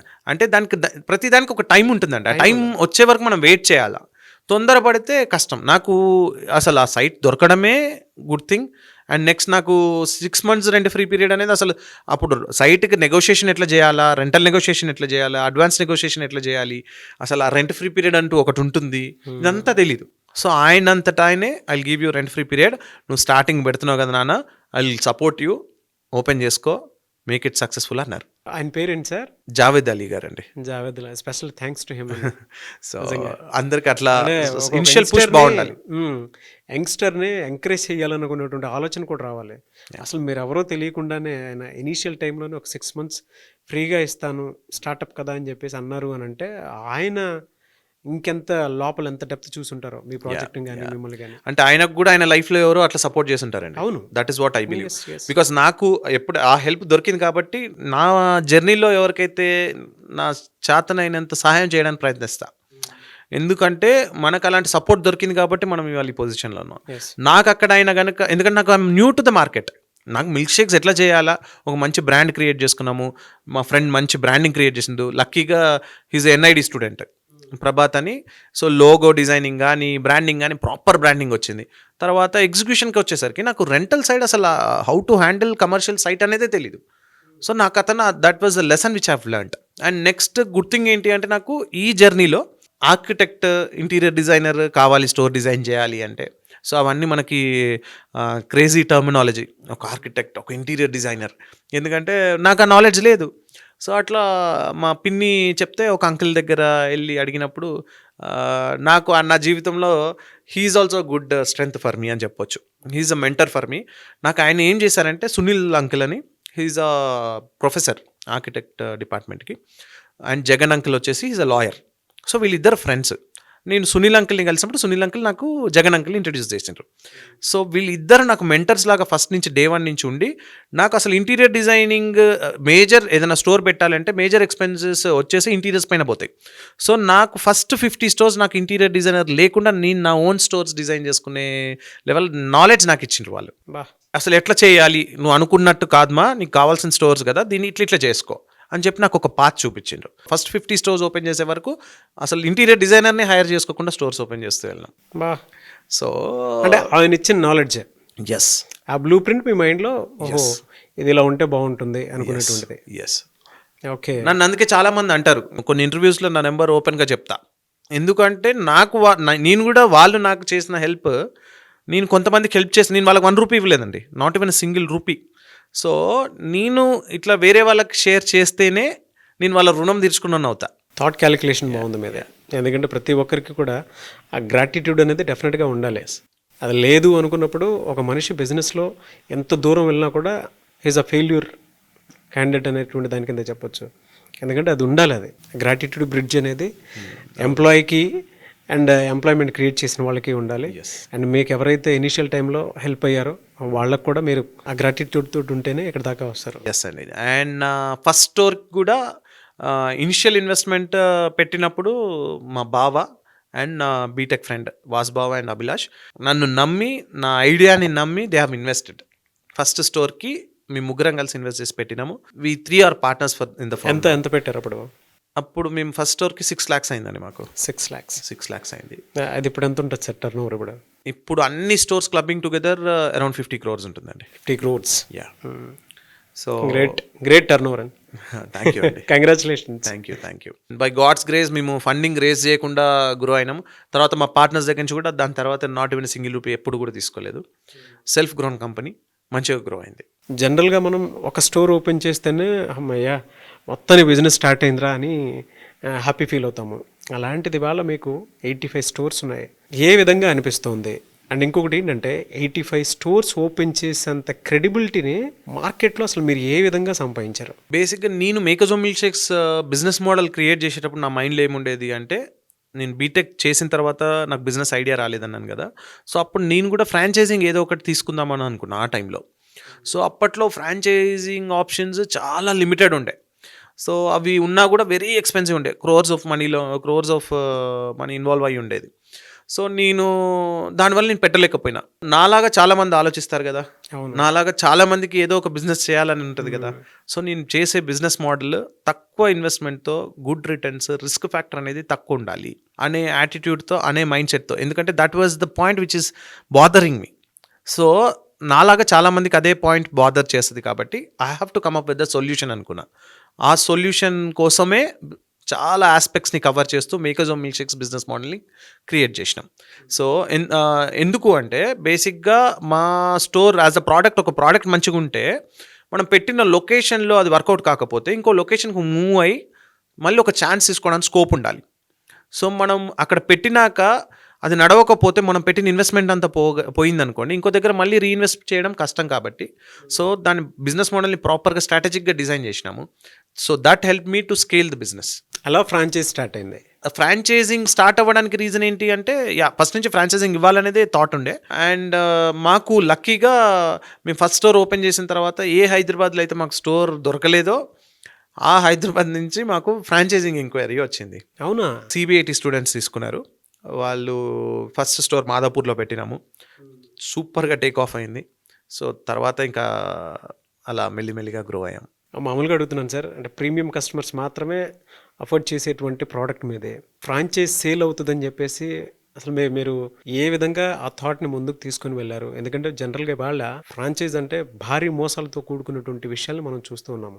ఒక ఐడియా ఉంటుంది, దాంతోపాటు ఐడియాకి తగ్గట్టు ఏదో స్ట్రక్చర్ చూపించుకోవాలి కాబట్టి అక్కడ ల్యాండ్ ఉంటే దానికి తగ్గట్టు ఒక స్ట్రక్చర్ చూపించేస్తున్నారు. వాళ్ళ లక్షల కోట్లు టర్న్ ఓవర్లో మోసాలు జరుగుతూ ఉన్నాయి ఫ్రాంచైజ్ అంటే చూస్తూ ఉన్నాం మనం. ఏ రకమైనటువంటి భరోసా మీరు వాళ్ళకి ఇచ్చి ఈ విధంగా రన్ చేస్తూ ఉన్నారు? అండ్ జనరల్గా చూస్తే ఫ్రాంచైజీలో ఎలాంటి మోసాలు జరుగుతూ ఉంటాయి? బేసిక్గా పబ్లిక్ ఫ్రాంచైజింగ్ సైడ్ ఎందుకు వస్తారంటే అండి, వాళ్ళకి కూడా బిజినెస్ చేయాలన్న ఆస్పిరేషన్ ఉంటుంది. సో మోస్ట్లీ యంగ్స్టర్సే తీసుకుంటారండి ఫ్రాంచైజీ బిజినెస్లో ఉన్న వాళ్ళు. మీరు ఏ బ్రాండ్ అయినా తీసుకోండి, మ్యాక్సిమం 80 to 90% యంగ్స్టర్సే తీసుకుంటారు. ఎందుకంటే వాళ్ళకి ఏదో ఒక బిజినెస్ చేయాలన్న బర్నింగ్ ఆస్పిరేషన్, వాళ్ళకి ఆ థాట్ రాలే కాబట్టి. సేమ్ నేను ఉన్న ఫేజ్లో ఉన్న వాళ్ళు సో వెయిట్ చేయకుండా ఇమీడియట్ ఎగ్జిక్యూషన్ చేయాలా అనే థాట్లో ఉంటుంది. ఎందుకంటే ఆ ఏజ్ అలాంటిది, అట్లా ఉండాలి, ఏదో ఒకటి చేయాలనే తపనలో ఉంటాయి. ఒక ఐడియా అడాప్ట్ చేసుకుంటే చాలు, నేను ఏదో ఒకటి చేయాలి, నేను I want to become a business man అంతే. అది సక్సెస్ అవుతుందా, పోతుందా, ఉంటుందా, అదంతా they will not think about it. Because major challenge అక్కడ ఎందుకు వస్తుంది అంటే, ఇప్పుడు నేను కష్టపడి మా మనీ మేమైతే ఇన్వెస్ట్ చేసాం, నాకు ఈవెన్ దో మా పేరెంట్స్, మా brother, they are well settled and they can fund me for that particular project. కాకపోతే నేను అట్లా తీసుకోలేదు. ఎందుకు అంటే, నేను పెడితే దీంట్లో ఏమన్నా అటు ఇటు అయినా కూడా ఆ పెయిన్ నేను తీసుకోగలుగుతా. If just in case if it is not working, మళ్ళీ ఏదో ఒకటి చేసుకొని బతకగలుగుతా. ఎందుకంటే ఇప్పుడు నేను మా ఇంట్లో నుంచి డబ్బులు తీసుకొని నేను స్టార్ట్ చేస్తే అది వర్కౌట్ కాకపోతే నేను మళ్ళీ మా ఇంట్లో వాళ్ళకు ఉన్న కాన్ఫిడెన్స్ నేను పోగొట్టుకోవద్దు. సో ఎందుకంటే నాకు అదే స్ట్రెంగ్త్, మా ఫ్యామిలీయే నా స్ట్రెంగ్త్. సో వాళ్ళ కాన్ఫిడెన్స్ ఏదైతే ఉందో, ఇఫ్ ఐఎమ్ ఎ ఫెయిల్యూర్, వాళ్ళకి ఆ కాన్ఫిడెన్స్ నా మీద తగ్గుతుందేమో ఆ భయంతో నేను అక్కడ లండన్లో ఏదైతే కష్టపడి సంపాదించుకున్నానో ఆ డబ్బుతో స్టార్ట్ చేసుకున్నా. సో కానీ చాలామంది యంగ్స్టర్స్ చేసేది ఏంటి అంటే, ఆ బిజినెస్ చేయాలన్న ఆస్పిరేషన్తో మంచి సెటిల్డ్ పేరెంట్స్, లేదు అంటే పేరెంట్స్ని టార్చర్ పెట్టో, వాళ్ళని మభ్యపెట్టో, వాళ్ళని ఏదో ఒకటి చేసి, కొంతమంది సెటిల్డ్ పేరెంట్స్ అయినా కూడా వాళ్ళు అరే వద్దురా ఇప్పుడు నీకు వేరేలాగా చేద్దాంరా ఎమోషనల్ బ్లాక్మెయిల్ చేసి నేను ఏదో చేస్తా అంటే, పేరెంట్స్ కూడా ఆహా వీడు ఇంత అడుగుతున్నాడు కదా వీడు ఏదో చేస్తాడేమో అని వాళ్ళు డబ్బులు ఇస్తున్నారు. సో దాన్ని అడ్వాంటేజ్గా చాలా బ్రాండ్స్ తీసుకుంటాయి. బేసిక్గా ఏం చేస్తారు అంటే, ఇప్పుడు 50 lakhs తోని ఇన్వెస్ట్మెంట్తోని ఫ్రాంచైజింగ్ బ్రాండ్స్ ఉన్నాయి, ₹1,00,00,000 ఉన్నాయి, 5 లక్షలు ఉన్నాయి, 3 లక్షలు ఉన్నాయి, 10 లక్షలు, డిఫరెంట్ ప్రైస్ రేంజ్లలో డిఫరెంట్ ఫ్రాంచైజెస్ ఉన్నాయి. అండ్ ఇప్పుడు మీరు అవి ఎట్లా స్టార్ట్ అవుతాయి, వాళ్ళది ఏంటి అంటే, నా ఆస్పిరేషన్, నా గోల్ ఒకటి ఉందండి, నాకు చాలా పెద్ద గోల్ ఉంది, నా ఆస్పిరేషన్ చాలా పెద్దది, నా గోల్ చాలా పెద్దది. నేను ఇంకా ఆ గోల్కి రీచ్ అవ్వాలి అంటే ఇంకా చాలా పెద్ద కష్టపడాలి. నేను చాలా హార్డ్ వర్క్ చేస్తే నేను నా గోల్కి రీచ్ అవ్వగలుగుతా. సో నేను నా గోల్ రీచ్ అవ్వడం కోసం నేను చాలా మంచిగా ఉండాలా, నన్ను ఒక మంచి పేరు మార్కెట్లో నేను తెచ్చుకోగలగాల యాజ్ అ యంగ్స్టర్. ఎందుకంటే there is a long way to go. So నేను ఇప్పుడు నన్ను నమ్మి డబ్బులు పెట్టిన వాళ్ళు, ఎవరికైనా మనీ పెడితే వాళ్ళకు డబ్బులు రావాలనే పెడతాడు. ఎవడైనా డబ్బులు పోవాలనుకొని ఎవడు కూడా పెట్టాడు. ఏ ఒక్కరు కూడా మనీ పోవాలి నేను పెడతా డబ్బులు అని అయితే ఎవరు పెట్టరు. నేను దీంట్లో డబ్బులు పెడతానంటే డబ్బులు రావాలనుకునే పెడతారు. సో వాళ్ళకి మనము సేఫ్ గార్డ్ చేస్తూ మనల్ని నమ్మి డబ్బులు పెడుతున్నారు కాబట్టి it's our duty to protect their money. మన ఇన్వెస్ట్మెంట్ కంటే ఎక్కువ కాషియస్గా వాళ్ళ ఇన్వెస్ట్మెంట్ని మనం సేఫ్ గార్డ్ చేయగలగాల. సో అప్పుడే వాళ్ళు సేఫ్ గార్డ్ అయ్యి వాళ్ళకి, ఎందుకంటే వాళ్ళు మన దగ్గరికి ఎందుకు వచ్చిండ్రు, మనం ఏదో చేస్తున్నాం, సో మనం నమ్మి మన దగ్గరికి వచ్చినారు. It's our duty to protect them and make sure that they will make some money. Brand trust. Yes. So వ్యక్తిని కూడా చూడలేదు, బ్రాండ్ ట్రస్ట్, ఎస్, ప్రామిసింగ్ అనేది చూస్తున్నారు. ఎస్. కాకపోతే ఇప్పుడు కొన్ని బ్రాండ్స్లో అది లేదండి. చాలా మంది ఏమనుకుంటారు అంటే, ఏముంది ఇప్పుడు మనీ వస్తుంది, మనీ తీసేసుకుందాం, ఒక 2-3 years బ్రాండ్ ఆపరేట్ చేద్దాం, మనకు వచ్చే మనీ చాలు, వాడు ఎట్టు పోతే మనకేంటి. ఎందుకంటే ఫ్రాంచైజీ ఫీ తీసుకుంటారు, వాళ్ళు మళ్ళీ క్వశ్చన్ చేయడానికి ఉండదు, అది నాన్ రిఫండబుల్ అమౌంట్స్ ఉంటాయి. అండ్ నెక్స్ట్ ఒకళ్ళని చూసి దాన్ని ఇప్పుడు మార్కెటింగ్ కూడా బాగా మార్కెటింగ్ ప్లే చేసేసి ఏదో ఉంది బ్రాండ్లో అన్నట్టు చూపించి చాలామంది తీసేసుకున్న తర్వాత, అవును, మార్కెట్లో జరిగేటువంటి అతిపెద్ద మోసం ఫ్రాంచైజ్ రూపంలో జరిగేది ఇదే. మీ పిల్లలు మిమ్మల్ని ఎమోషనల్ బ్లాక్మెయిల్ చేసి నేనేదో బిజినెస్ చేసేస్తాను, నేను బిజినెస్ మ్యాన్ అనిపించుకోవాలి అనుకునేటువంటి కారణాలతోటి మీ దగ్గర డబ్బులు తీసేసుకుంటున్నారు. బట్ దానికి ప్రాపర్ మార్కెటింగ్ స్ట్రాటజీ ఏముంది అండ్ ఐడియా ఎగ్జిక్యూషన్ ఏ విధంగా జరిగింది, దాని వెనక R&D ఏంటిది అనేటువంటి విషయం కూడా మీకు ఇంట్లో చెప్పట్లేదు. ఒక ప్రాజెక్ట్ రిపోర్ట్ రెడీ చేసుకొని నువ్వు ఫ్రాంచైజ్ ఓకే నువ్వు తీసుకుందాం అనుకుంటున్నావు, నీ దగ్గర ఏముంది అనుకునేటువంటి బేసిక్ నాలెడ్జ్ కూడా మీరు పిల్లల దగ్గర నుంచి తీసుకోకుండా మీ పిల్లలకి లక్షలు ఇచ్చేసి సరే ఫ్రాంచైజ్ ఓపెన్ చేశాడో బిజినెస్ మ్యాన్ అవుతాడు అనుకునేటువంటి హోప్ ఏదైతే ఉందో, వాళ్ళే అంటే మీరు ఏ విధంగా అయితే ఇచ్చేస్తూ ఉన్నారో వాళ్ళు దాన్ని అడ్వాంటేజ్ తీసేసుకొని మోసపోతూ ఉన్నారు. మీరు ఇందాక చెప్తుంటే నాకు చాలా బాగా బాధేసినటువంటి విషయం. కొంతమంది అయితే ఆ ప్రామిసింగ్ని కూడా అర్థం చేసుకోకుండా డబ్బులు వచ్చేస్తున్నాయి కదా అని చెప్పేసి వాళ్ళు కూడా అమ్మేస్తూ ఉంటారని చెప్పేసి అన్నారు. చాలా బాధేసిందండి నాకు. అప్పుడు మీరు లక్షల్లో మాట్లాడుతున్నారు నాగరాజ్ గారు, కొంతమంది అయితే కోట్లల్లో, యూ డోంట్ బిలీవ్, పేరెంట్స్ దగ్గర నుంచి కోట్లల్లో డబ్బులు తీసుకొచ్చి అవి ఇన్వెస్ట్ చేసి పోగొట్టుకున్న వాళ్ళు కూడా చాలా మంది ఉన్నారు. ఫ్రాంచైజ్ ఐడియాని ఏ విధంగా క్రియేట్ చేశారు, మీరు ఫ్రాంచైజ్ ఇచ్చేటప్పుడు ఏం చెప్తారు, అండ్ ఒకవేళ మీరు ఫ్రాంచైజ్ తీసుకోవాల్సి వస్తే వేరే వాళ్ళ దగ్గర నుంచి బేసిక్ క్యాలిక్యులేషన్స్ అంటే బేసిక్ థాట్ ఏం తీసుకుంటారు? అంటే ఎదుటోడిని మనం నమ్మాలి అని అంటే, ఒకవేళ మనం ఫ్రాంచైజ్ తీసుకోవాలనుకున్నా కూడా ప్రతి ఒక్క కస్టమర్ తెలుసుకోవాల్సినటువంటి విషయం, అండ్ ఆడియన్స్ ఎవరైతే ఆంటర్ప్రెన్యూర్ ఉంటారో తెలుసుకోవాల్సినటువంటి విషయం ఒకటి, ఫ్రాంచైజ్ తీసుకుంటున్నాము అని అంటే మినిమం పారామీటర్స్ ఉంటాయి కదా, ఏం క్యాలిక్యులేట్ చేసుకోవాలి? బేసిక్గా ఒకవేళ నేను తీసుకునే పొజిషన్లో ఉంటే మాత్రం నేను చూసేది ఏంటి అంటే, అసలు ఈ బ్రాండ్కి నేను ఒక గుడ్ విల్ అయితే పే చేయాలి, ఏదైనా అదే whatever it is franchise fee or whatever goodwill. So అది మనం పే చేస్తున్నాము అంటే దానికి వర్త్ నాకు వాళ్ళ దగ్గర నుంచి ఏమొస్తుంది. సో ఐదర్ నాకు బ్రాండ్ సపోర్ట్, నెక్స్ట్ బ్రాండ్ మార్కెట్లో వాళ్ళ కేపబిలిటీ, సో ఫ్రాంచైజింగ్ తీసుకున్నప్పుడు నాకు రెడీమేడ్ మార్కెట్ దొరుకుతుంది. ఇప్పుడు నేను సొంతంగా ఏదైనా స్టార్ట్ చేస్తే నాకంటూ ఒక ఆడియన్స్ని క్రియేట్ చేసుకోవడం కోసం it takes lot of time. So అదే నేను ఫ్రాంచైజింగ్కి వెళ్ళినా అనుకోండి, నాకు రెడీమేడ్ మార్కెట్, ఆ బ్రాండింగ్ ఆల్రెడీ పబ్లిక్కి తెలుసు. సో నాకు రెడీమేడ్గా కస్టమర్స్ వస్తారు ఫ్రమ్ డే వన్. అదొకటి. నాకు బ్రాండ్ నుంచి ఏం సపోర్ట్ వస్తుంది, సో బయట లేనిది నాకు వీళ్ళ దగ్గర నుంచి ఏమొస్తుంది. లెట్స్ సే నేను ఇప్పుడు వాళ్ళకు ఒక ₹1,00,000 ఇచ్చినా అంటే ఆ ₹1,00,000 వర్త్ నాకు వాళ్ళ దగ్గర నుంచి ఏమొస్తుందో చూస్తా. ₹1,00,00,000 ఇస్తే ₹1,00,00,000 వర్త్ ఏమొస్తుందో చూస్తా. నాకు ఆ వర్త్ ఉంది అనుకుంటే ఆ ₹1,00,00,000 వాళ్ళకిచ్చే బదులు నేనే ఏదన్నా చేసుకొని కూడా అది చేయగలుగుతానో కూడా ఆలోచిస్తా. సో ఇప్పుడు మేము చేసేది మిల్క్ షేక్స్ అండి. మాదేం పెద్ద రాకెట్ సైన్స్ ప్రోడక్ట్ కాదు. కాకపోతే మాకు ఫస్ట్ మంత్స్ అడ్వాంటేజ్ వచ్చేసింది. ఏంటి అంటే already makers of milk shakes వీళ్ళు ది బెస్ట్ మిల్క్ షేక్స్ చేస్తారు అనేది కస్టమర్ మైండ్ సెట్లో వచ్చేసింది. We have very good customer base. మీరు ఫ్రాంచైజ్కి ఏ పారామీటర్స్ సెట్ చేశారు? మాది ఏంటి అంటే మా యూఎస్పీ, మాకు ఏ స్టోర్కి వెళ్ళినా కూడా మిల్క్ షేక్ టేస్ట్ అనేది సేమ్ ఉంటుందండి. సో ఎక్కడో ఒక 1 or 2% చేంజ్ జరగవచ్చు ఫ్లేవర్స్లో, బట్ మా ప్రోడక్ట్ని మా చేతిలో కంప్లీట్ కంట్రోల్ ఉంటుంది. So that is our USP. And moreover మాకు if you like the flavour you like the milkshake, that is what we say. ఎందుకంటే we use a neutral base of ice cream. దాంట్లో మీరు ఇప్పుడు మీరు చూస్ చేసుకున్న flavour, మీరు ఒక ఫ్లేవర్ని for example మీరు ఒక బ్రౌనీ మిల్క్ షేక్ చూస్ చేసుకున్నారు. మీకు బ్రౌనీ అంటే ఇష్టం ఉంటేనే మీరు బ్రౌనీ మిల్క్ షేక్ చూస్ చేసుకుంటారు.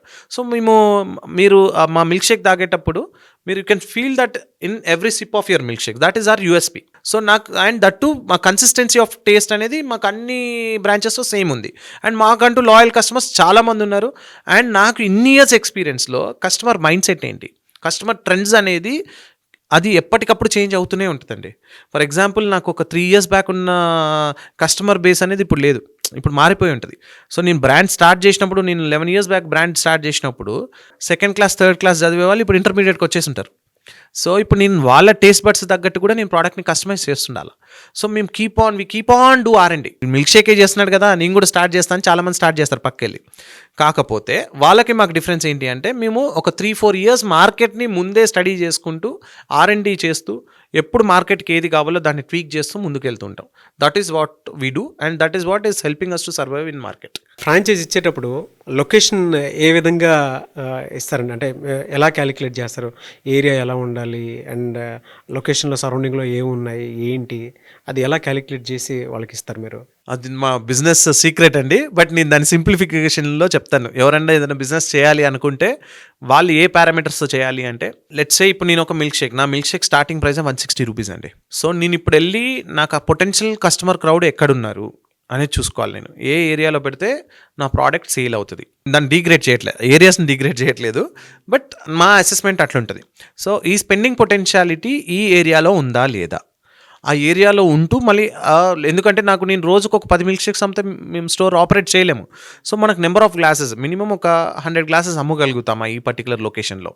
సో అంత పాపులేషన్ ఉందా, అండ్ నెక్స్ట్ ఆల్రెడీ ఇంకేమేమి ఉన్నాయి, వాటి ఏం నడుస్తున్నాయి, ఇంతకుముందు ఎవరైనా మనలాంటి బిజినెస్ పెట్టి తీసేస్తే వాట్ ఈస్ ద రీజన్, పెట్టి ఆపరేట్ చేస్తున్నారా, if they are operating what is their business, and వాళ్ళు ఏదైనా మిస్టేక్ చేస్తున్నారా, మనం దాన్ని ఇంకేం చేయొచ్చు, బెటర్మెంట్ కోసం ఏమేం చేయొచ్చు, ఇవన్నీ క్యాలిక్యులేట్ చేస్తాము. అండ్ నేను పక్కా ప్రతి ఒక్క స్టోర్ ఓకే చేసేటప్పుడు నేను 100% నేను సైట్ విజిట్కి వెళ్ళి నేను చూసి ఓకే అన్నాకనే ఇస్తాను. నాకు నచ్చితేనే సైట్ ఇస్తాను, లేకపోతే ఇవ్వను, నేను యాక్సెప్ట్ చేయను.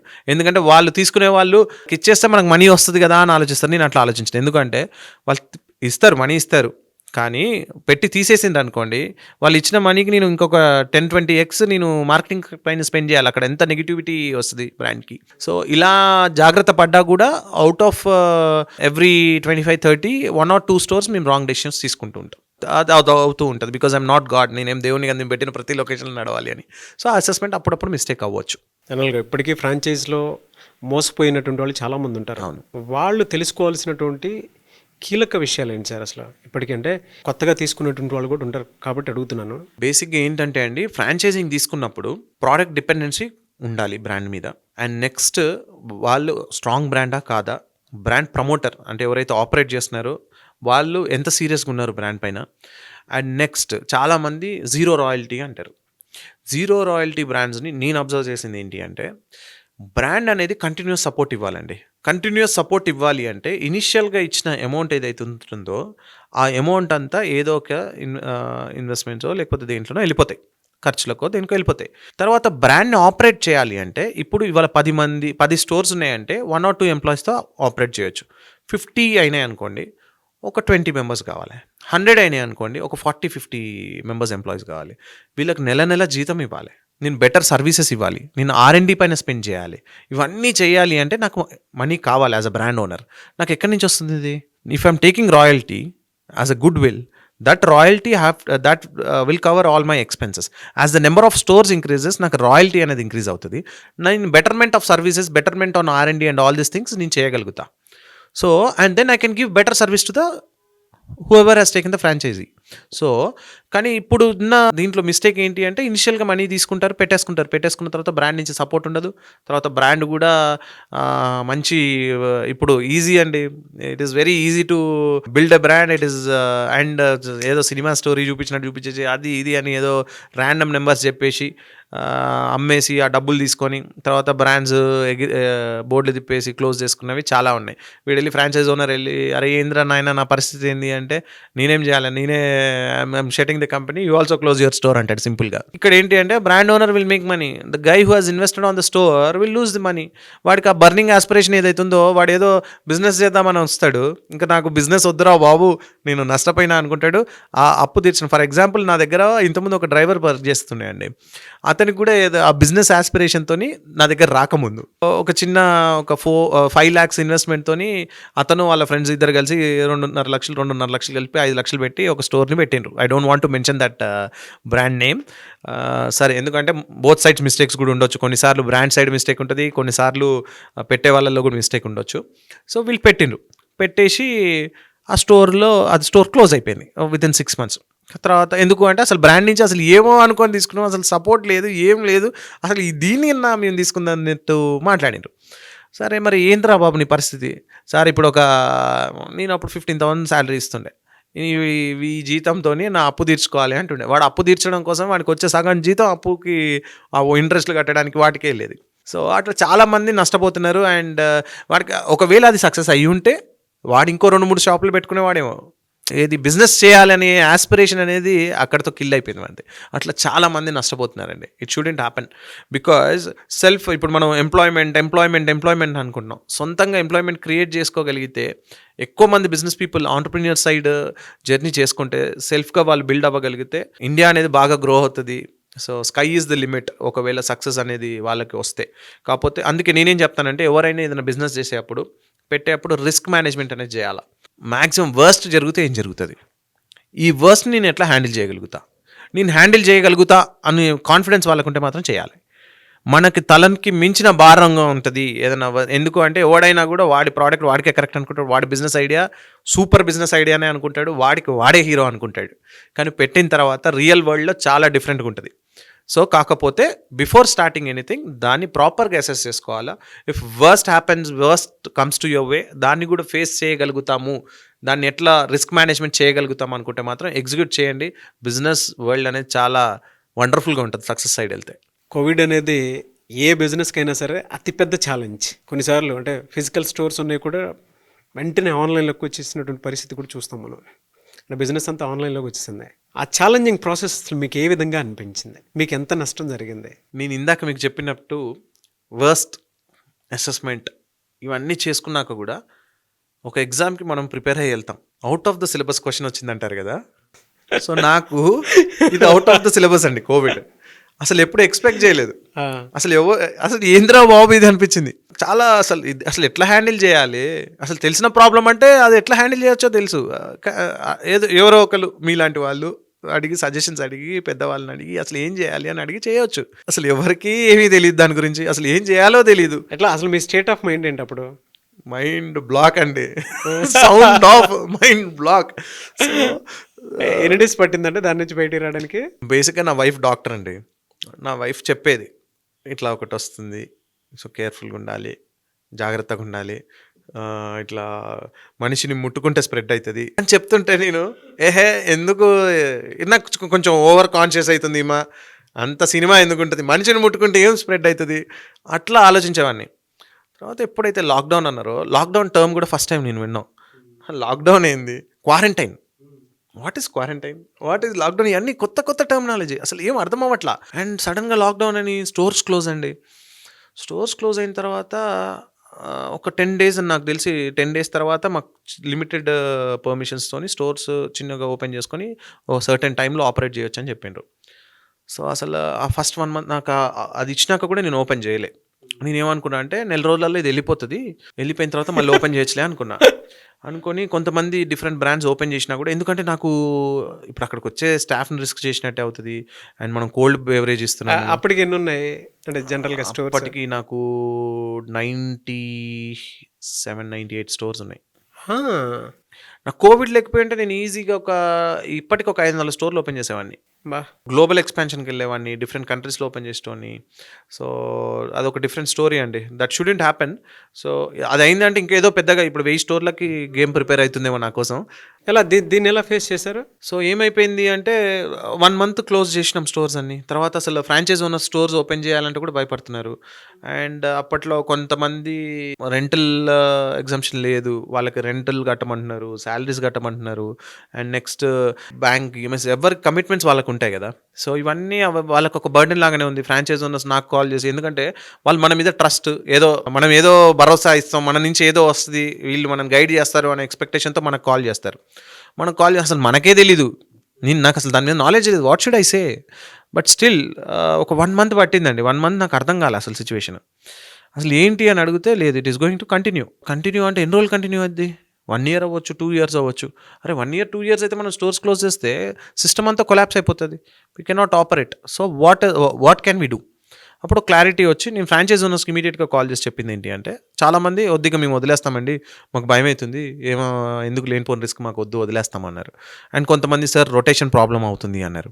సో నేను వాళ్ళకి చెప్పింది ఏంటి అంటే, మీకు రెంటల్ హెడేక్ ఉంది, మీకు శాలరీస్ ఇవ్వాలి, అండ్ గవర్నమెంట్ ట్యాక్సెస్ కట్టాలా, ఎక్కడి నుంచి కూడా మనకి సపోర్ట్ అనేది లేదు.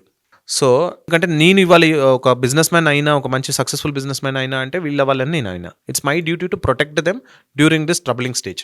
సో అప్పుడు వాళ్ళకి ఏం చెప్పినా అంటే, ప్రీవియస్ స్టాక్స్ డ్యూస్ కానీ ఏదైనా ఉంటే అవన్నీ వదిలేసేయండి, 1 రూపీ కట్టకండి. మీకు ఇంతమంది నుంచి హెడేక్ వస్తుంది, నేను కూడా మీకు తలనొప్పి లాగా ఉండను.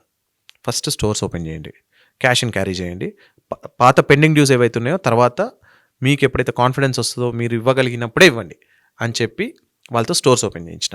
కానీ నేను మార్కెట్లో ట్రస్ట్తో ఉన్న, మార్కెట్లో మంచి పేరు ఉంది, సో అది ఖరాబ్ కాకూడదు అంటే వెండర్స్ దగ్గర మనకు నెగిటివ్ నేమ్ వచ్చిందంటే అది ఈజీగా స్ప్రెడ్ అవుతుంది.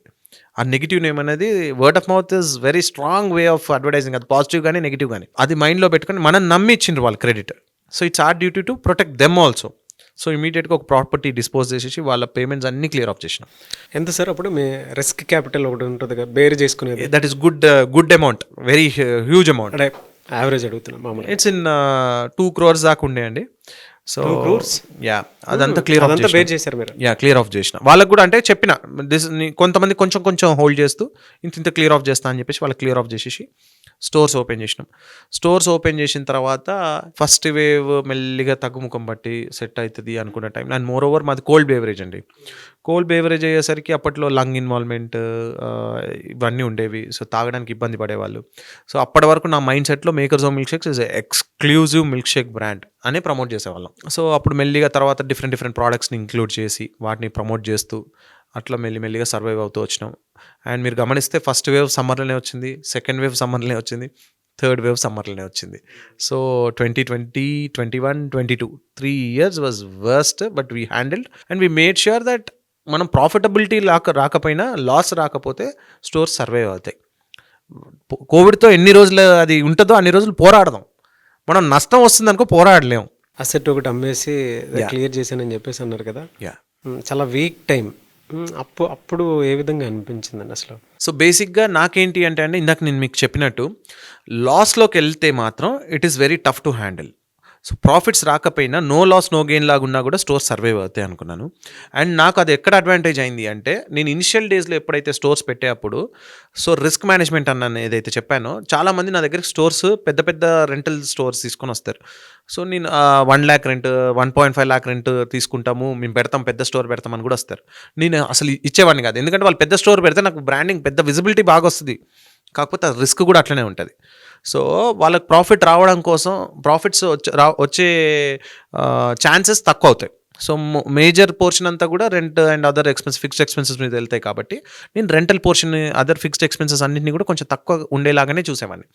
ఈవెన్ దో మేము ఇన్వెస్ట్ చేస్తామని నా దగ్గరికి వచ్చిన వాళ్ళని కూడా నేను పెట్టించేవాడిని కాదు. లేదు ఆ సైట్ వద్దు, ఇంకా కొంచెం తక్కువ రెంట్ చూసుకొని రండి అని చెప్పి. సో నాకు అది ఏదైతే ఆ స్ట్రాటజీస్ నేను ఏదైతే వాడానో అది నాకు కోవిడ్ టైంలో హెల్ప్ఫుల్ అయింది. సో ఎందుకు అంటే నా ఫిక్స్డ్ ఎక్స్పెన్సెస్ ఎప్పుడైతే తగ్గుతాయో నాకు లాస్ రావడానికి స్కోప్ అనేది తగ్గుతుంది. సో మ్యాక్సిమం ప్రాఫిటబిలిటీ రావడానికే ఉంటుంది. సో నాకు ఆ స్ట్రాటజీ అనేది నో లాస్ నో గెయిన్ కింద కోవిడ్ టైంలో నన్ను ఆపరేట్ చేసేలాగా చేసింది. Very good. మీ బేసిక్ స్ట్రక్చర్ బాగుంది. ఎస్, నాకు ఆ స్టార్టింగ్ నేను ఏదైతే మనము గ్రో కావాలి, మనతో పాటు లెట్ గ్రో అండి.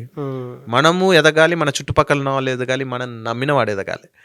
సో ఇది నేను స్ట్రాంగ్గా బిలీవ్ చేసే ఫిలాసఫీ. నేర్చుకోవాలి sir. So that help me. And నా ఫ్రాంచైజ్ ఓనర్స్ కూడా ఇన్ దాట్ వే వాళ్ళకి మంచి నాకు I was there for them. వాళ్ళకి ఏదైనా ఇబ్బంది వస్తే ఐ వాజ్ దేర్. సో ఎప్పుడు కూడా నేను మీ దగ్గర తీసుకున్న జగడా ఫైట్ అనేది ఎప్పుడు జరగల. సో నా దగ్గరికి మా ఫ్రాంచైజ్ ఓనర్స్కి ఏదైనా ఇష్యూ వచ్చింది అనుకోండి, నాకు కాల్ చేయడానికి కొంతమంది ఇబ్బంది పడతారు. సో నేను వాళ్ళకి ఒకటే చెప్తా, బ్రదర్ మీరు నాకు మనీ ఇచ్చిండ్రు, it's your right to call me, ask, అడగండి నన్ను, మీకు ఏదైనా ఇబ్బంది ఉంటే టాక్ టు మీ అని చెప్తా. చెప్పి అరే సార్ ఈ చిన్నదైతే ఏంటండి, you are facing that issue, you are facing that problem, if it is not getting rectified you can call me, question me అంట. అండ్ నెక్స్ట్ ఇంకోటి ఏం చెప్తా, మీరు నా పొజిషన్లో ఉంటే మీకు ఈ ప్రాబ్లమ్కి what would be the solution, ఈ solution is the best solution అని మీరు అనుకుంటే చెప్పండి, అది చెప్పండి అంట. వాళ్ళు ఒక సొల్యూషన్ చెప్తారు, I will try to match that solution so that they are happy. I treat them like my family అండి. So that had help me. నా కోవిడ్లో కూడా మా ఫ్రాంచైజ్ ఓనర్స్ అందరూ మంచి సపోర్ట్ ఇచ్చిండ్రు. ఫైనలీ బై గాడ్స్ గ్రేస్ 2023లో కోవిడ్ రాలేదు, అమ్మయ్యా అనుకున్నాము. ఈసారి కొంచెం మళ్ళీ ఏమైనా వస్తుందా అనుకున్నాము. 2024 సమ్మర్ కూడా మంచిగా బిజినెస్ చేసినాం. మిమ్మల్ని మీరు ఎలా మోటివేట్ చేసుకుని బయటకు వచ్చారు? సో నేను ఇందాక మీకు స్టార్టింగ్లో చెప్పినట్టు, సో ప్రాబ్లం వచ్చింది, నేను ప్రాబ్లమ్ని చూసి ఉరకకూడదు, నేను ప్రాబ్లమ్ని ఫేస్ చేయాల్సిందే. నేను బాధపడినా ఫేస్ చేయాలి, నేను ధైర్యంగా ఉన్నా ఫేస్ చేయాలి. అదేదో బాధపడి ఫేస్ చేస్తే నేను ఇంకా డిమోటివేట్ అవుతా, అదేదో ధైర్యంగా ఫేస్ చేస్తే బెటర్ కదా అనే అప్రోచ్తోనే వెళ్ళినా. ఒక వీడియో క్లిప్ చూపిస్తాను, దాన్ని మీరు ఎలా ఆన్సర్ చేస్తారనేది కూడా. షూర్. మిల్క్ షేక్స్ లైఫ్లో అన్నిటికంటే ఎక్కువగా తీసుకునేది, తాగేది లిటరల్గా ఒక కైండ్ ఆఫ్ మంచి ఫీలింగ్ ఇస్తుంది మిల్క్ షేక్స్. కానీ ఇవన్నీ కూడా రెగ్యులర్గా అలవాటు చేసుకున్న నాకు 70 kgs నుంచి దాదాపు నా డైలీ కైండ్ ఆఫ్ లైఫ్లో చూసుకుంటే కనీసం వారంలో 2 సార్లు మిల్క్ షేక్స్ తాగాక 1 year తర్వాత తెలిసింది ఏంటంటే 70 kgs ఉన్నవాడిని నేను 90 kgs అబవ్ వెళ్ళిపోయా.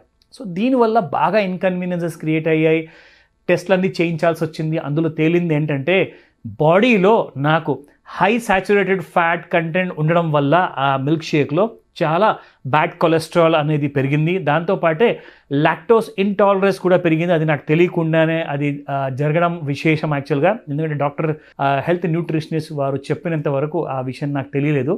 And high fructose corn syrup కూడా ఉంటుందని చెప్పారు ఇందులో. సో ఇది మిల్క్ షేక్ నిజంగా చెప్పాలి అంటే ఇందులో నాతో పాటు నా పిల్లలు కూడా దీనికి అలవాటు పడ్డారు. ఎందుకంటే చైల్డ్హుడ్ ఒబేసిటీ కూడా ఈ హై క్యాలరీ డ్రింక్ వల్ల జనరల్గా ఇలాంటి ప్రాబ్లమ్స్ వస్తాయని చెప్పేసి కూడా చెప్పారు. అండ్ ఇక్కడ జనరల్గా చూసుకుంటే నాకు ఒక కంప్లైంట్ ఏంటంటే ఒక హై కాస్ట్తో కూడిన మిల్క్ షేక్ ఇది. ఎందుకంటే definitely it is not pocket friendly అండి, it's not budget friendly. So అది చాలా ఇంపార్టెంట్ విషయం నేను చెప్పాలనుకుంటున్నాను. దీంతో పాటే ఫ్యాట్ అండ్ ఫ్లేవర్ ఉండడం వల్ల ఏంటంటే నాకు ఆ క్రేవింగ్స్ అనేది నాది మోస్ట్ ఇంట్రెస్టింగ్ ఫ్లేవర్ కాబట్టి ఆ క్రేవింగ్స్ అనేది చాలా పెరగడం జరిగింది. దీనివల్ల నేను ముఖ్యంగా చూసుకుంటే ఏంటంటే సైకలాజికల్గా నేను బాగా అడిక్ట్ అయినట్టున్నాను. సో అది నా పర్సనల్ ఫీలింగ్ నాకు కనిపించింది. ఎందుకంటే వితౌట్ మిల్క్ షేక్స్ నేను అసలు ఉండలేకపోతున్నాను, కనీసం వారంలో 2 సార్లు అయితే తాగాల్సిందే అనేసి. సో ఇక్కడ చూసుకుంటే ముఖ్యంగా డాక్టర్స్ ఏమన్నారంటే హెల్త్ న్యూట్రిషనిస్ట్, మీరు కన్జ్యూమ్ చేస్తుంది మిల్క్ షేక్ రూపంలో స్వీట్ పాయిజన్ అండి. ఎందుకంటే this contains sugary and high fat foods ఉంటాయి ఇవన్నీ కూడా. సో జాగ్రత్తగా కన్జ్యూమ్ చేయండి, ఒక లిమిట్లో కన్జ్యూమ్ చేయండి అని చెప్పారు. ఈరోజు మీతో షేర్ చేసుకుందాం అనుకున్నాను. Thank you. సో జనరల్గా నేను ఇది రీసెర్చ్ చేసుకుంటూ వెళ్ళిపోతూ ఉంటే మీ దానికి సంబంధించి అన్ని పాజిటివ్ ఫీడ్బ్యాక్సే వచ్చాయి నాకు. ఫైన్ అనుకున్నాను. అయితే ఆయన మాట్లాడింది కూడా ఎవరో కాదు, మాకు రెగ్యులర్గా వీడియోస్ ఇచ్చేటువంటి గెస్ట్ ఆయన.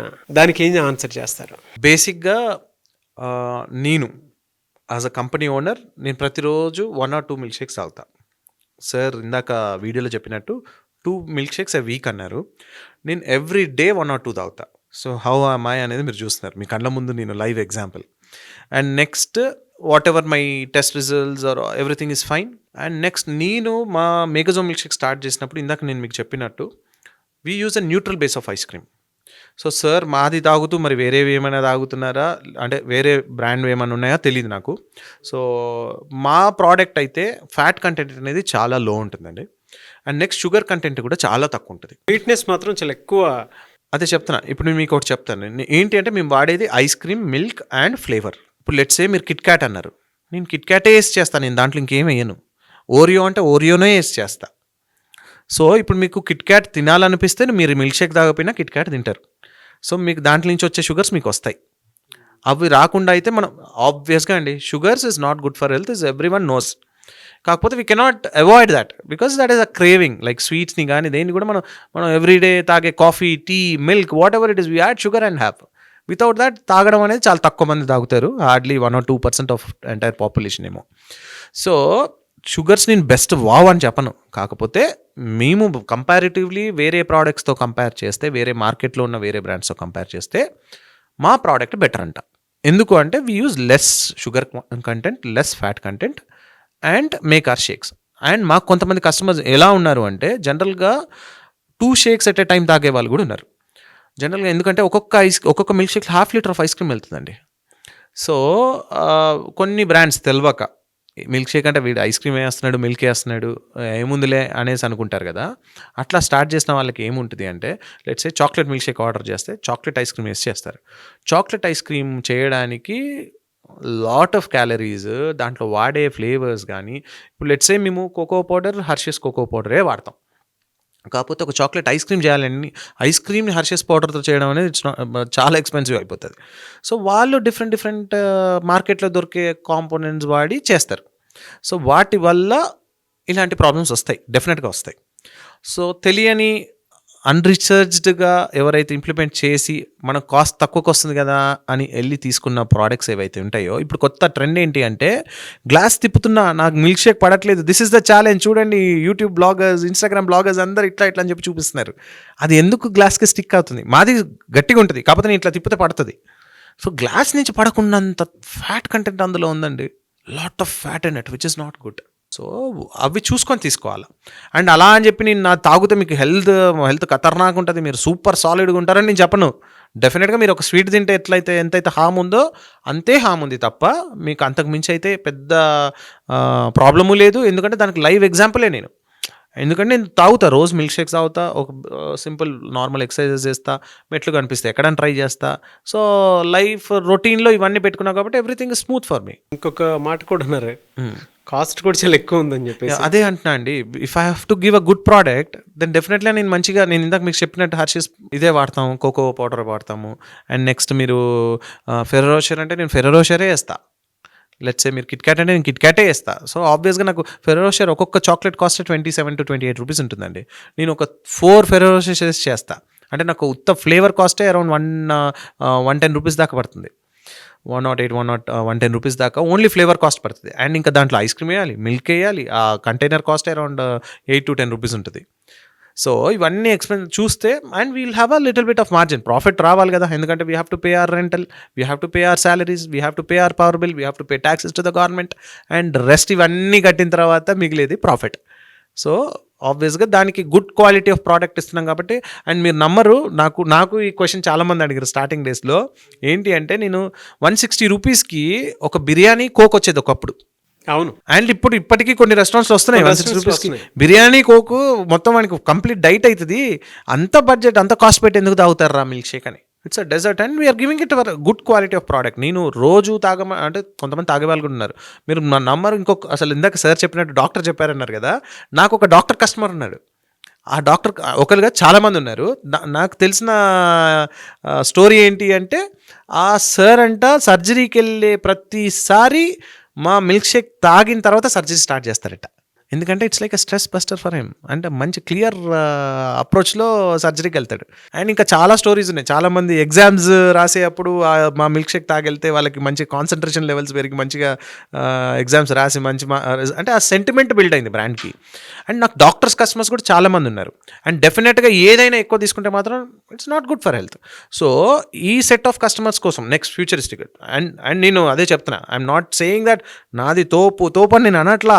చిన్న షుగర్స్ తీసుకుంటే ఎంత డ్యామేజ్ అవుతుందో అంతే ఉంది నా దాంట్లో, పెద్ద లేదు. అండ్ కంపారిటివ్లీ వేరే వాటితో కంపేర్ చేస్తే నాది చాలా బెటర్ ప్రోడక్ట్ అంటున్నా నేను. అండ్ నెక్స్ట్ మేము ఇప్పుడు కొత్త ప్రోడక్ట్తో వచ్చామండి, ఐస్ పాప్స్ అని. జనరల్గా మనం కోకోనట్ వాటర్ తాగాలి అంటే ఇబ్బంది పడతాం, ఏం పోతాంలే అనుకుంటాం.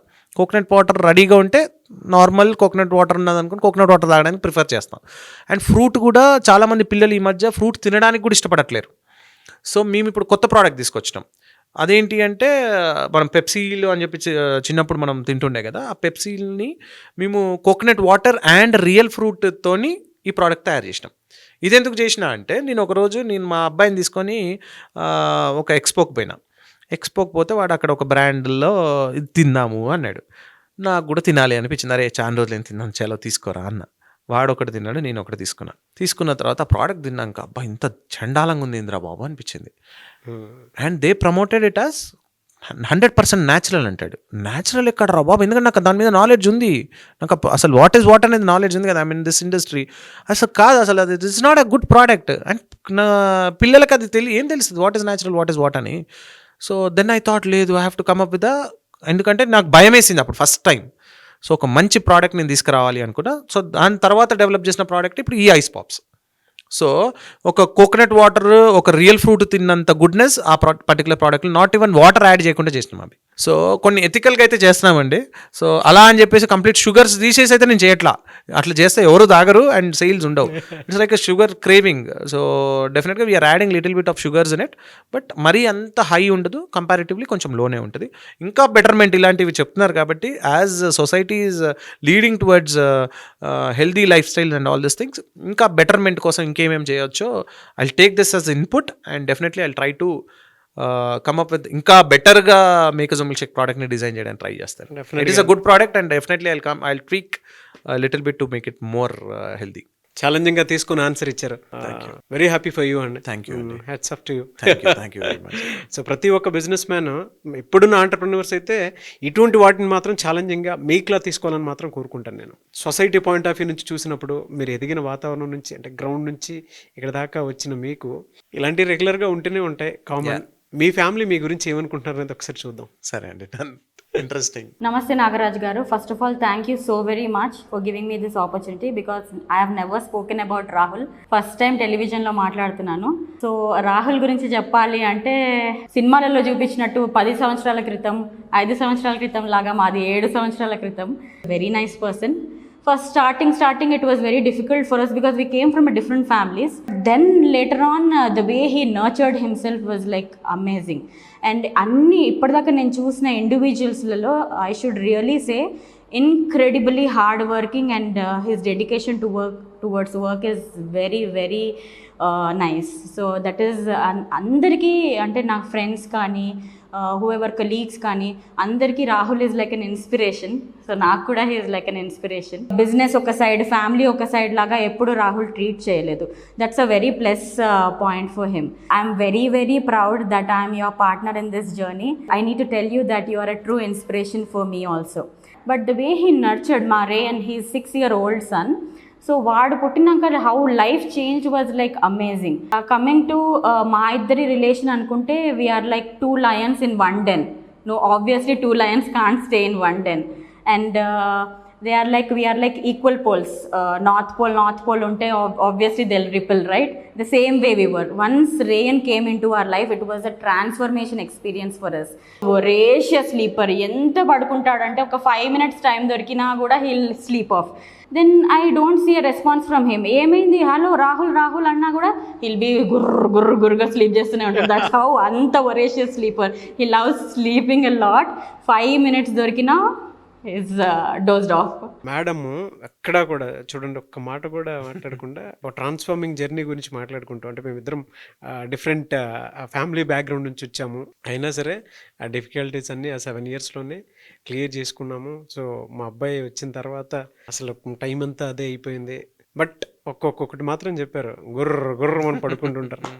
ఎలా ఈ బ్యాలెన్స్ ఏ విధంగా చేస్తారు మీరు?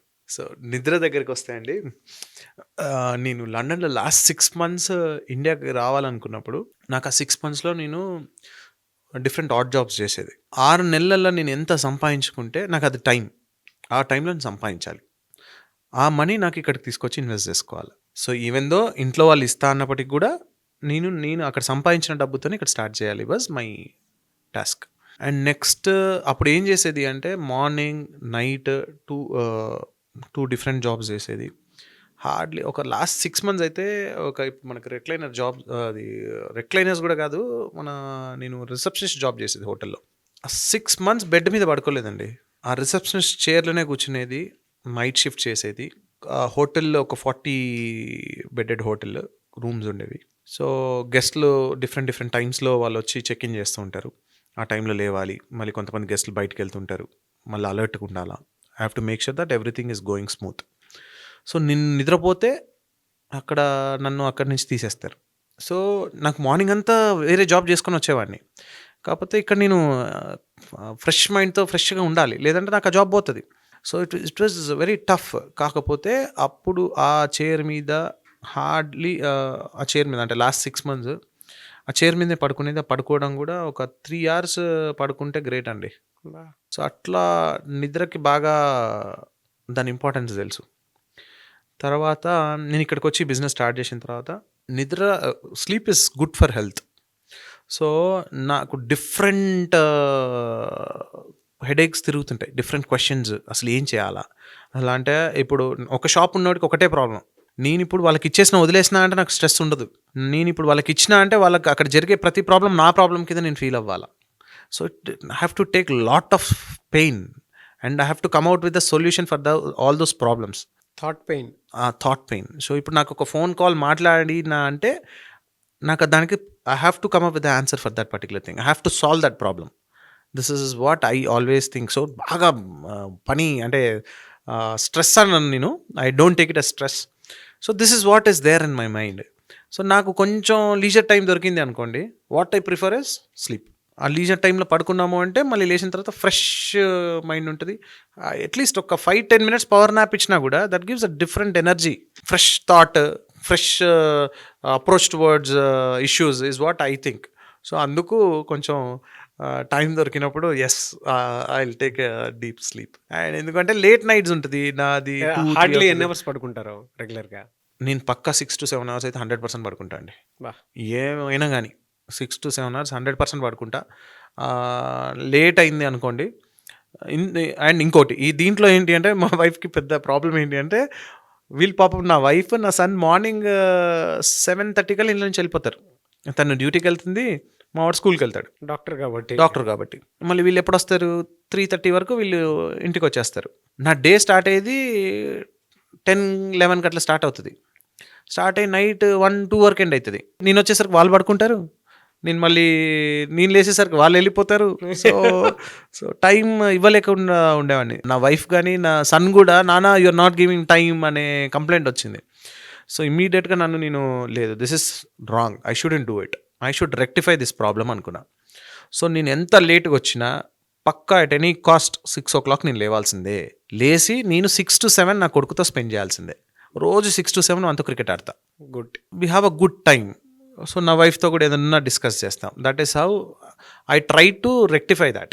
సో అండ్ అప్పుడు నాకేమైంది తెలియకుండానే నేను 2 o'clock పడుకునేది కాస్త 1కి వచ్చింది, 12కి వచ్చింది, ఇప్పుడు 11 కాగానే నిద్ర వచ్చేస్తుంది. సో ఆటోమేటిక్గా నేను ఇంటికి వెళ్ళిపోతున్నాను. 11 లోపలనే వర్క్స్ అన్నీ అయిపోవాలి, నేను ఇంటికి వెళ్ళిపోవాలి. సో కొంచెం చిన్న కరెక్షన్స్ ఉన్నాయి. ఎందుకంటే this is the age. What I feel is మన ఏజ్ ఒక 45-50 years వచ్చే వరకు, 50 కూడా కొంచెం కష్టమే, 45 years వరకు మనం ఎంత కష్టపడ్డా కూడా బాడీ తీసుకుంటుందండి. దాని తర్వాత మనం కష్టపడ్డా కూడా బాడీ తీసుకోకపోవచ్చు. సో ఫిజికల్ హెల్త్ కానీ అంటే నాకు ఇంకొక 45 years వచ్చే వరకే నా టైం. తర్వాత నేను కొంచెం రిలాక్స్ మోడ్లోకి వెళ్ళాలి. ఎంత కష్టపడాలి అన్నా కూడా ఆ ఏజ్ లోపలనే కష్టపడాలి. నేను ఎంత టైం అంటే వర్క్ అంత టైం ఇవ్వాల్సిందే. So that is what I feel. నాకు అది ఎప్పుడు ఈ ప్రాసెస్లో మేడంకి ఏం చెప్తారు అంటే? తను దే కంప్లైంట్ ఆబ్వియస్గా ఫ్యామిలీలో she saying proud and all this. Yes she I'm happy by seeing that video. But what happens is ఫ్యామిలీకి టైం ఇవ్వాలి. నాకు వర్కా ఎంటర్టైన్మెంటా అంటే నేను వర్కే అంట. So entertainment is secondary and family time ఇవ్వాలి. సో ఒక ఆంటర్‌ప్రెన్యూర్ జర్నీలో that is thing which we miss. బేసిక్గా ఒక జాబ్ చేస్తే మార్నింగ్ వెళ్ళి ఈవినింగ్ వచ్చేస్తారు ఈజ్ వాట్ ఈస్ దేర్. మన చేతిలో టైం ఉండదండి. ఇప్పుడు నాకు ఇప్పుడు నైట్ 12 ఏదన్నా ఎవరైనా నాకు లెట్స్ మీట్, నాకు రేపు I have some other things to do అది ఇది అంటే ఐ హ్యావ్ టు గో. ఇప్పుడు ఒక స్టోర్లో ఇష్యూ ఉంది, నాకు 1 కాల్ వచ్చింది, I'll go. So I have to react is what I feel. So and నా ఫోన్ నెంబరే నా మెన్యూ కార్డ్స్ మీద కూడా ఉంటుంది. వెబ్సైట్లో నా నెంబరే ఉంటుంది. I use that only number. So నాకు కాల్స్ వస్తుంటాయి and I have to answer is what I feel. కస్టమర్కి ఫీడ్బ్యాక్ కానీ లేదు ఫ్రాంచైజ్ ఓనర్స్ కాల్ చేసినా కూడా I have to respond is what I feel అనమాట. సో అంతా కూడా ఇవ్వద్దు బిజినెస్కి is what my family complaints. But so ఇలాంటి చిన్న చిన్న ఆర్గ్యుమెంట్స్ స్టార్టింగ్లో కొంచెం ఎక్కువ ఉండేవి. But yeah slowly she try to understand me, I try to understand her and both అవన్నీ జెల్ చేసుకుంటూ కొంచెం we're okay sorting out everything. వాళ్ళకి అలా అలవాటు అయిపోయింది. మీరు రిసెప్షనిస్ట్గా చేసేటప్పుడు ఎంత శాలరీ మీదే? ఇక్కడ లండన్లో కదండి, మాకు అవర్లీ ఒక 7 pounds ఇచ్చేవాళ్ళు అప్పట్లో. ఓకే. డేకి ఒక 70 pounds. అప్పుడు పౌండ్ 100 రూపీస్ ఉండే. జనరల్గా మీ ప్రోడక్ట్ ప్రీమియం ప్రోడక్ట్, బ్రాండింగ్ చేసుకోవాలనుకున్నా, మార్కెటింగ్ చేసుకోవాలనుకున్నా ఒక స్ట్రాటజీ అయితే డెఫినెట్గా వాడాల్సినటువంటి అవసరం ఉంటుంది. ఎలా చేసుకున్నారు మీరు అదే? బేసిక్గా మాకు ఇనిషియల్ డేస్లో ఏముండేది అంటే అప్పట్లో ఒక మీడియా ఛానల్ ఉండేది. వాళ్ళు మల్టిపుల్ మీడియా ఛానల్స్ మాకు అప్రోచ్ ఎట్లా ఉండేదంటే, వాళ్ళు మీ వెన్యూ వాడుకుంటాము, లెట్స్ సే ఒక కొత్త మూవీ రిలీజ్ అవుతుంది, అను, ఇమాన్యుయల్ అట్లా మల్టిపుల్ స్టార్స్ వీళ్ళు వచ్చి వాళ్ళని కూర్చోబెట్టి అక్కడ షూట్ చేసేవాళ్ళు. ఆ మూవీ ప్రమోషన్ గురించి వాళ్ళ క్వశ్చన్స్ జస్ట్ క్యాజువల్ ఇంటర్వ్యూ ఒక కెఫేలో తీసినట్టు తీసేవాళ్ళు. సో ఆ టైంలో మా గ్లాస్ అనేది వాళ్ళ చేతిలో ఉండేది. సో ఇంటర్వ్యూ మొత్తం మేకేజో మిల్క్ షేక్ గ్లాస్ అక్కడ కనిపిస్తూ ఉంటుంది. That is what we use it as a promotion. And next end of the episode వాళ్ళది ఆ ఇంటర్వ్యూ అయిపోయిన తర్వాత వాళ్ళు వెళ్ళేటప్పుడు సెలబ్రిటీస్ మాకు పిక్చర్స్ స్టిల్స్ ఇచ్చేసి వెళ్ళేవాళ్ళు. సో ఈ క్రమంలో ఏమైందంటే చాలామంది సెలబ్రిటీస్ వచ్చి వాళ్ళకి ఇంటర్వ్యూస్ తీసుకున్నప్పుడు కానీ అప్పుడు టేస్ట్ చేయడం జరిగింది. వాళ్ళ తర్వాత వాళ్ళ ఫ్రెండ్స్కి చెప్పడం, తర్వాత వాళ్ళు యాజ్ అ కస్టమర్ రావడం, తర్వాత అట్లా లాయల్ కస్టమర్ బేస్ పెరగడం, ఆ ఫొటోస్ని మేము ప్రమోషన్స్కి వాడుకోవడం, ఇవన్నీ జరిగినాయి. సో అది కూడా గో విత్ ద ఫ్లో లాగా ఫ్లోలో వెళ్ళిపోయింది. మా వాళ్ళు చెప్తారు, ప్రభాస్ గారు కూడా అప్పుడప్పుడు మా స్టోర్స్కి వచ్చి షేక్స్ తీసుకొని వెళ్తారు అని చెప్పేసి. అండ్ చాలామంది సెలబ్రిటీ పిల్లలు name any film star maximum మా ప్రోడక్ట్ తీసుకొని వెళ్తారు. సో తీసుకున్న వాళ్ళు ఇప్పుడు మరి ఎంతమంది ఉన్నారు, వాళ్ళు పెద్దోళ్ళు అయిపోయి ఉంటారు, పెద్ద పిల్లలు అయి ఉంటారు. అప్పట్లో బ్రాండ్ స్టార్ట్ చేసిన కొత్తలో that was a big thing for us. So online side transformation of business ఎట్లా అయింది అంటే 7 to 8 years back online business కొత్త. నాకు అసలు ఆన్లైన్లో మిల్క్ షేక్స్ అమ్మొచ్చు, అసలు ఫుడ్ ప్రోడక్ట్ అమ్ముతున్నారు అనేది పెద్ద good new thing to us. So అప్పుడు స్విగ్గీ వాళ్ళు they entered in to the Hyderabad market. First బెంగళూరులో చేసిండ్రు, తర్వాత హైదరాబాద్లో ఇదేదో ఫుడ్ డెలివరీ యాప్ వస్తుందంట అని చెప్పారు. అప్పుడు వాళ్ళది ఆఫీస్ వచ్చి మా మాదాపూర్ స్టోర్ దగ్గరలోనే ఉండేది ఫస్ట్ ఆఫీస్ స్విగ్గీది. సో వాళ్ళ మేనేజర్స్ అందరూ మా దగ్గర రెగ్యులర్గా వచ్చి మిల్క్ షేక్స్ తాగేవాళ్ళు. సో అట్లా నాకు వాళ్ళతో కనెక్ట్ పెరిగింది. అండ్ వాళ్ళు ఇట్లా సో అండ్ సో ప్రోడక్ట్ వస్తుంది సార్, ఇట్లా పెడుతున్నాము మేము అంటే, అప్పుడు first 5 brands to type with స్విగ్గీలో మేము we're there among first 5 brands. So మాకు ఈజీ అయింది. అంటే నాకు అది తెలియకుండానే మేము సైన్ చేసినాము. అప్పుడు ఇంత పెద్దగా ఆన్లైన్ బిజినెస్ గ్రో అయిద్దని అసలు అసెస్ చేయలేదండి. Swiggy, Zomato, they are killing it. Like you know ఇప్పుడు మాకు స్టోర్స్లో 50% off the business online business ఉంటుంది. 50%? యా. ఫస్ట్ ఇనిషియల్ డేస్లో అసలు ఏంద్రా బాబు అనిపించేది. అంటే అసలు లేకుండే, స్టోర్ సేల్స్ ఎక్కువ ఉండేది. వాళ్ళు కూడా చాలా బర్న్ చేసిండ్రు ఇనిషియల్ డేస్లో. వాళ్ళు డిస్కౌంట్స్ అవన్నీ కూడా వాళ్ళు బర్న్ చేసి కస్టమర్కి అక్వైర్ చేసుకున్నారు. ఇప్పుడు అది మేము చేయాల్సి వస్తుంది, కస్టమర్ మా త్రూ ఆర్డర్ ఇచ్చుకోవాలి అంటే. బికాజ్ నవ్ డేస్ కస్టమర్స్ ఎక్కడ డిస్కౌంట్స్ అయితే అక్కడికి వెళ్తున్నారు కదా. సో ఇనిషియల్ డేస్లో డిస్కౌంట్స్ అలవాటు చేసి ఆ ప్లాట్ఫామ్స్కి వచ్చేలాగా బ్రాండ్స్ చేసినాయి. తర్వాత ఇప్పుడు మేమందరం డిస్కౌంట్స్ ఇచ్చాం. అంటే మేము అంటే ఆల్ ద అదర్ బ్రాండ్స్ అని ఏదైనా అక్కడ any industry whoever they are in this restaurant industry, discounts pattern అట్లనే కంటిన్యూ చేస్తూ చేయాల్సి వస్తుంది. దీనివల్ల ఏమవుతుందంటే ప్రాఫిటబిలిటీ అనేది తగ్గుతుంది, commissions and all this things. So initial it was like మనం ఒక డెలివరీ పార్ట్నర్ని స్టోర్లో పెట్టుకొని డెలివరీ ఎగ్జిక్యూటివ్ని ఇచ్చి పంపించాలంటే అదొక హెడేక్ కదా, ఇది మనకు ఆ ప్రాబ్లమ్ సొల్యూషన్ ఇచ్చింది అనుకున్నాము. కాకపోతే ఇప్పుడు it is pinching, commissions high commissions ఉంటాయి కాబట్టి. But okay, this is an added advantage కిందనే తీసుకోవచ్చు. దాంట్లో కూడా ప్రాపర్ మార్జిన్స్ అనేది తక్కువ ఉంటాయి, వాటిని ప్రాపర్గా హ్యాండిల్ చేయగలిగితే you can make profits out of it. క్యాలిక్యులేటెడ్గా లేకుంటే మాత్రం ఎంత బిజినెస్ చేస్తే చాలా బ్రాండ్స్ ఉన్నాయి, క్లౌడ్ కిచెన్స్ పెడతాం, మేము ఆపరేట్ చేస్తున్నాం, క్లౌడ్ కిచెన్లో ఇన్వెస్ట్మెంట్ తక్కువ కదా అని పెడుతున్నారు. పెట్టిన తర్వాత ఆ క్యాలిక్యులేషన్ అనేది సరిగ్గా లేక వాళ్ళు ఎంత బిజినెస్ చేసి ఇప్పుడు 3 లక్షలు చేస్తే 30,000 లాస్ చేస్తే, వాళ్ళు 5 లక్షలు చేస్తే 50,000 లాస్ చేస్తారు. జనరల్గా బిజినెస్ పెరుగుతున్నప్పుడు ప్రాఫిట్ పెరగాలి, కాకపోతే అక్కడ బిజినెస్ పెరుగుతుంటే లాస్ పెరుగుతుంది, ఎందుకంటే ప్రాపర్ క్యాలిక్యులేషన్ లేక. Okay. So that is a thin line, దానికి ప్రాపర్గా క్రాక్ చేయాలి, లేదంటే కష్టం. చాలా ఆన్లైన్లో కూడా సక్సెస్ఫుల్గా ఉన్నారు. ఎస్. మీకు ఉండేటువంటి అలవాట్లు ఏంటంటే, అంటే ఒక కంపెనీ ఫౌండర్, ఎండి, సిఇఓ ఎవరైనా ఉన్నారు అని అంటే ఏదో ఒక అలవాటు ఒక మనిషిని బలంగా ముందుకు తీసుకువెళ్ళి, అంటే అది పాజిటివ్ అవ్వచ్చు, నెగిటివ్ అవ్వచ్చు, ఒక అలవాటు అయితే డెఫినెట్గా మనిషిని ఎప్పటికీ ఇన్ఫ్లుయెన్స్ చేస్తూనే ఉంటుంది. నేను ఇచ్చేస్తే ఫ్రీ అవుతానో, లేదంటే నాకు ఈ అలవాటు ఉంది అనో ఒకటి ఉంటుంది, plus or minus or good or bad. మీకున్న అలవాటు ఏంటి? నాకున్న అలవాటు ఏంటి అంటే నా గోల్ అండి. నా గోల్ చాలా పెద్దది. నేను ఎప్పుడూ నా గోల్కి ఫోకస్డ్గా వర్క్ చేస్తా. సో బేసిక్గా నాకు బిజినెస్ ఒక్కటే కదా నా గోల్, నాకు పొలిటికల్ ఆస్పిరేషన్ ఉంది. సో నాకు మంచి లీడర్ అవ్వాలనేది నాకు first, that is the goal which I have. That to మంచి లీడర్, సొసైటీకి ఏదో ఒకటి చేయాలా సొసైటీలో. ఎందుకంటే మా ప్రాపర్ వచ్చి కరివీరాల కొత్తగూడెం అనే చిన్న విలేజ్. సో అక్కడ నేను రెగ్యులర్గా మా విలేజ్కి వెళ్ళినప్పుడు అక్కడ చూస్తే అసలు ఎడ్యుకేషన్ లేక చాలామంది ఇబ్బంది పడతారు, వాళ్ళకి హెల్త్ సపోర్ట్ లేక చాలామంది ఇబ్బంది పడుతుంటారు. వాళ్ళ ప్రాబ్లమ్స్ చూస్తే నాకు లైక్ అరే ఏదో ఒకటి చేయాలన్న తపన ఉంటుంది. నేను ఇప్పుడు ఎంత చేయగలుగుతా, మహా అయితే ఇప్పుడు ఇట్లా ఉన్నా అనుకోండి, చాలా తక్కువ మందికి చేయగలుగుతా. నేను ఒక మంచిగా ఒక పొలిటికల్ లీడర్గా గ్రో అయ్యి I have to do something to the society is what I feel. So నేను దానికి రీచ్ అవ్వాలి అంటే it takes lot of effort and time. So that particular aspiration towards my goal is driving me is what I feel. Entrepreneurs are real heroes అంటే ఏదో అనుకున్నాను, కానీ మీరు మాట్లాడుతుంటే తెలుస్తుంది. థ్యాంక్ యూ అండి. నిజంగా ప్రతి దాంట్లోనూ ఒక మంచి కన్సర్న్ ఉంది.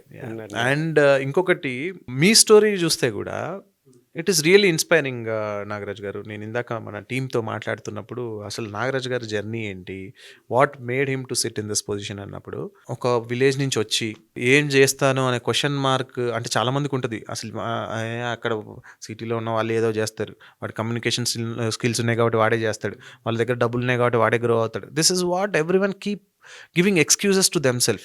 కాకపోతే మీలాంటి వాళ్ళ story it is really inspiring. Like మీరు ఒక విలేజ్ నుంచి వచ్చి ఒక 15,000 అసలు జాబ్ కూడా లేదు చెప్పాలి అంటే, హాస్టల్లో కూడా ఫీజు కట్టలేని డేస్ ఉన్నాయని విన్నాను నేను. సో అప్పుడు మీరు ఎంత స్ట్రగుల్స్ పడ్డారు, ఎక్కడ ఎలా ఇబ్బంది పడ్డారు, నైట్ పడుకోవడానికి కూడా ఇబ్బంది పడే రోజులు ఉన్నాయని చెప్పారు మన వాళ్ళు. సో ఆ డేస్ నుంచి సుమన్ టీవీలో ఒక నార్మల్ ఎంప్లాయీ లాగా ఒక 15,000తో జాయిన్ అయ్యి ఇవాళ ఈ పొజిషన్కి వచ్చిండ్రు అంటే it's not a joke. And you're also, మీరు ఇందాక హీరో అన్నారు కదా, మీలో కూడా ఒక పెద్ద హీరో ఉన్నాడు. సో చాలామందికి తెలియకపోవచ్చు, నాగరాజు గారు సీరియస్లీ ఐ వాజ్ లిటరలీ నాకు గూస్ బంప్స్ వచ్చినాయి మీ స్టోరీ వింటుంటే. Thank you sir. So people should know. అందుకే ఇప్పుడు చాలామంది ఎక్స్క్యూజెస్ ఇవ్వద్దు. మనం చేయలేమో అనుకోవద్దండి, ఏదైనా ఎవరైనా చేయొచ్చు. మనం ఏం ఎగ్జాంపుల్స్ తీసుకుంటాం, ఎప్పుడైనా ఏదైనా ప్రాబ్లం వచ్చినప్పుడు వాళ్ళకి అది ఉంది కాబట్టి ఇది చేసిండ్రు, వాళ్ళ పేరెంట్స్ ఎక్కువ సంపాదించారు కాబట్టి వాళ్ళు ఇది పెట్టగలిగిండు, లేదు వాడికి రిసోర్సెస్ ఇట్లా ఉన్నాయి కాబట్టి వాడు ఇట్లా చేయగలిగిండు. This is what they'll keep on giving excuses. So మీలాంటి వాళ్ళని చూసి వాళ్ళు ఇన్స్పైర్ అవ్వాలి. మీరు ఫ్రమ్ జీరో టు హీరో అయినరు అలా. So this is what they have to take. మనం ఏది తీసుకుంటే మన మైండ్ అది తీసుకొని మన థాట్ ప్రాసెస్ అట్లా వెళ్తుంది. సో మనకు నచ్చినట్టుగా ఏదైతే ఫెయిల్యూర్ స్టోరీస్ కూడా వినాలి అంటాను నేను. జనరల్గా అందరికి చెప్పే సజెషన్ నేను ఏం చెప్తాను అంటే, ఫెయిల్యూర్ స్టోరీస్ కూడా వినండి. వాళ్ళు చేసిన తప్పులు మీరు ఎక్కడ దానికి సొల్యూషన్ మీరైతే ఎలా హ్యాండిల్ చేసేవాళ్ళు అలా అసెస్ చేయండి is what I say. So inspiring stories, నేను కూడా ఎప్పుడన్నా లో అయినప్పుడు మీలాంటి స్టోరీస్ ఏవైతే ఉన్నాయో అవి మళ్ళీ ఒకసారి రివైండ్ చేసుకొని మంచి ఇన్స్పిరేషన్ లాగా ముందుకెళ్తూ ఉంటా. Thank you sir. జనరల్గా అడుగుతున్నాను, మీరు నమ్మే ఫిలాసఫీ ఏంటండి? నమ్మే ఫిలాసఫీ ఇందాక చెప్పినట్టు గ్రో లెట్ గ్రో. మనం గ్రో కావాలి, మన చుట్టుపక్కల వాళ్ళని గ్రో చేయగలగాలి. అండ్ జనరల్గా హ్యుమానిటీ అనేది ఉండాలండి. ఇప్పుడున్న సొసైటీలో నాకు అది కొంచెం మిస్ అవుతుందేమో జనాలకి అని అనిపిస్తుంది. ఇవాళ దేవుడు మనకి బ్లెస్ చేసిండు కాబట్టి ఇవాళ ఈ పొజిషన్లో ఉన్నాం, రైట్? సో మనుషుల్ని మనుషుల్లాగా చూడాలి. Value has a value only when it's value is valued. So మనము మనిషిలాగా ట్రీట్ చేస్తూ వాళ్ళకు ఒక మంచి వాల్యూ ఇవ్వాలండి. So that is what is missing in society. So that is what I feel. Great philosophy. Yeah. Good sir. Yeah. Thank you so much for the time. ఎందుకంటే pleasure. ఇందులో చాలా విషయాలు ఉన్నాయి. Very happy for you sir and congratulations for your great journey. Thank you so much for the time అండి. అయితే ఈ show ఏ విధంగా ఉంది మీ ఒపీనియన్ అనేది, సో సిఇఓస్ బుక్లో మీరు ఫీడ్బ్యాక్ ఏదున్నా సరే, అంటే పాజిటివ్ అయినా సరే నెగిటివ్ అయినా సరే, 100% పాజిటివ్ అండి. It's a very good thing for society. Definitely it will be helpful for lot of youngsters అండి. Thank you sir. So feedback మీరు ఇస్తే చాలా బాగుంటుంది, అది కూడా రిటర్న్ ఫామ్లో. మీలాగా నేను రైటర్ కాదు కదండి. So I will try to give my best. Okay.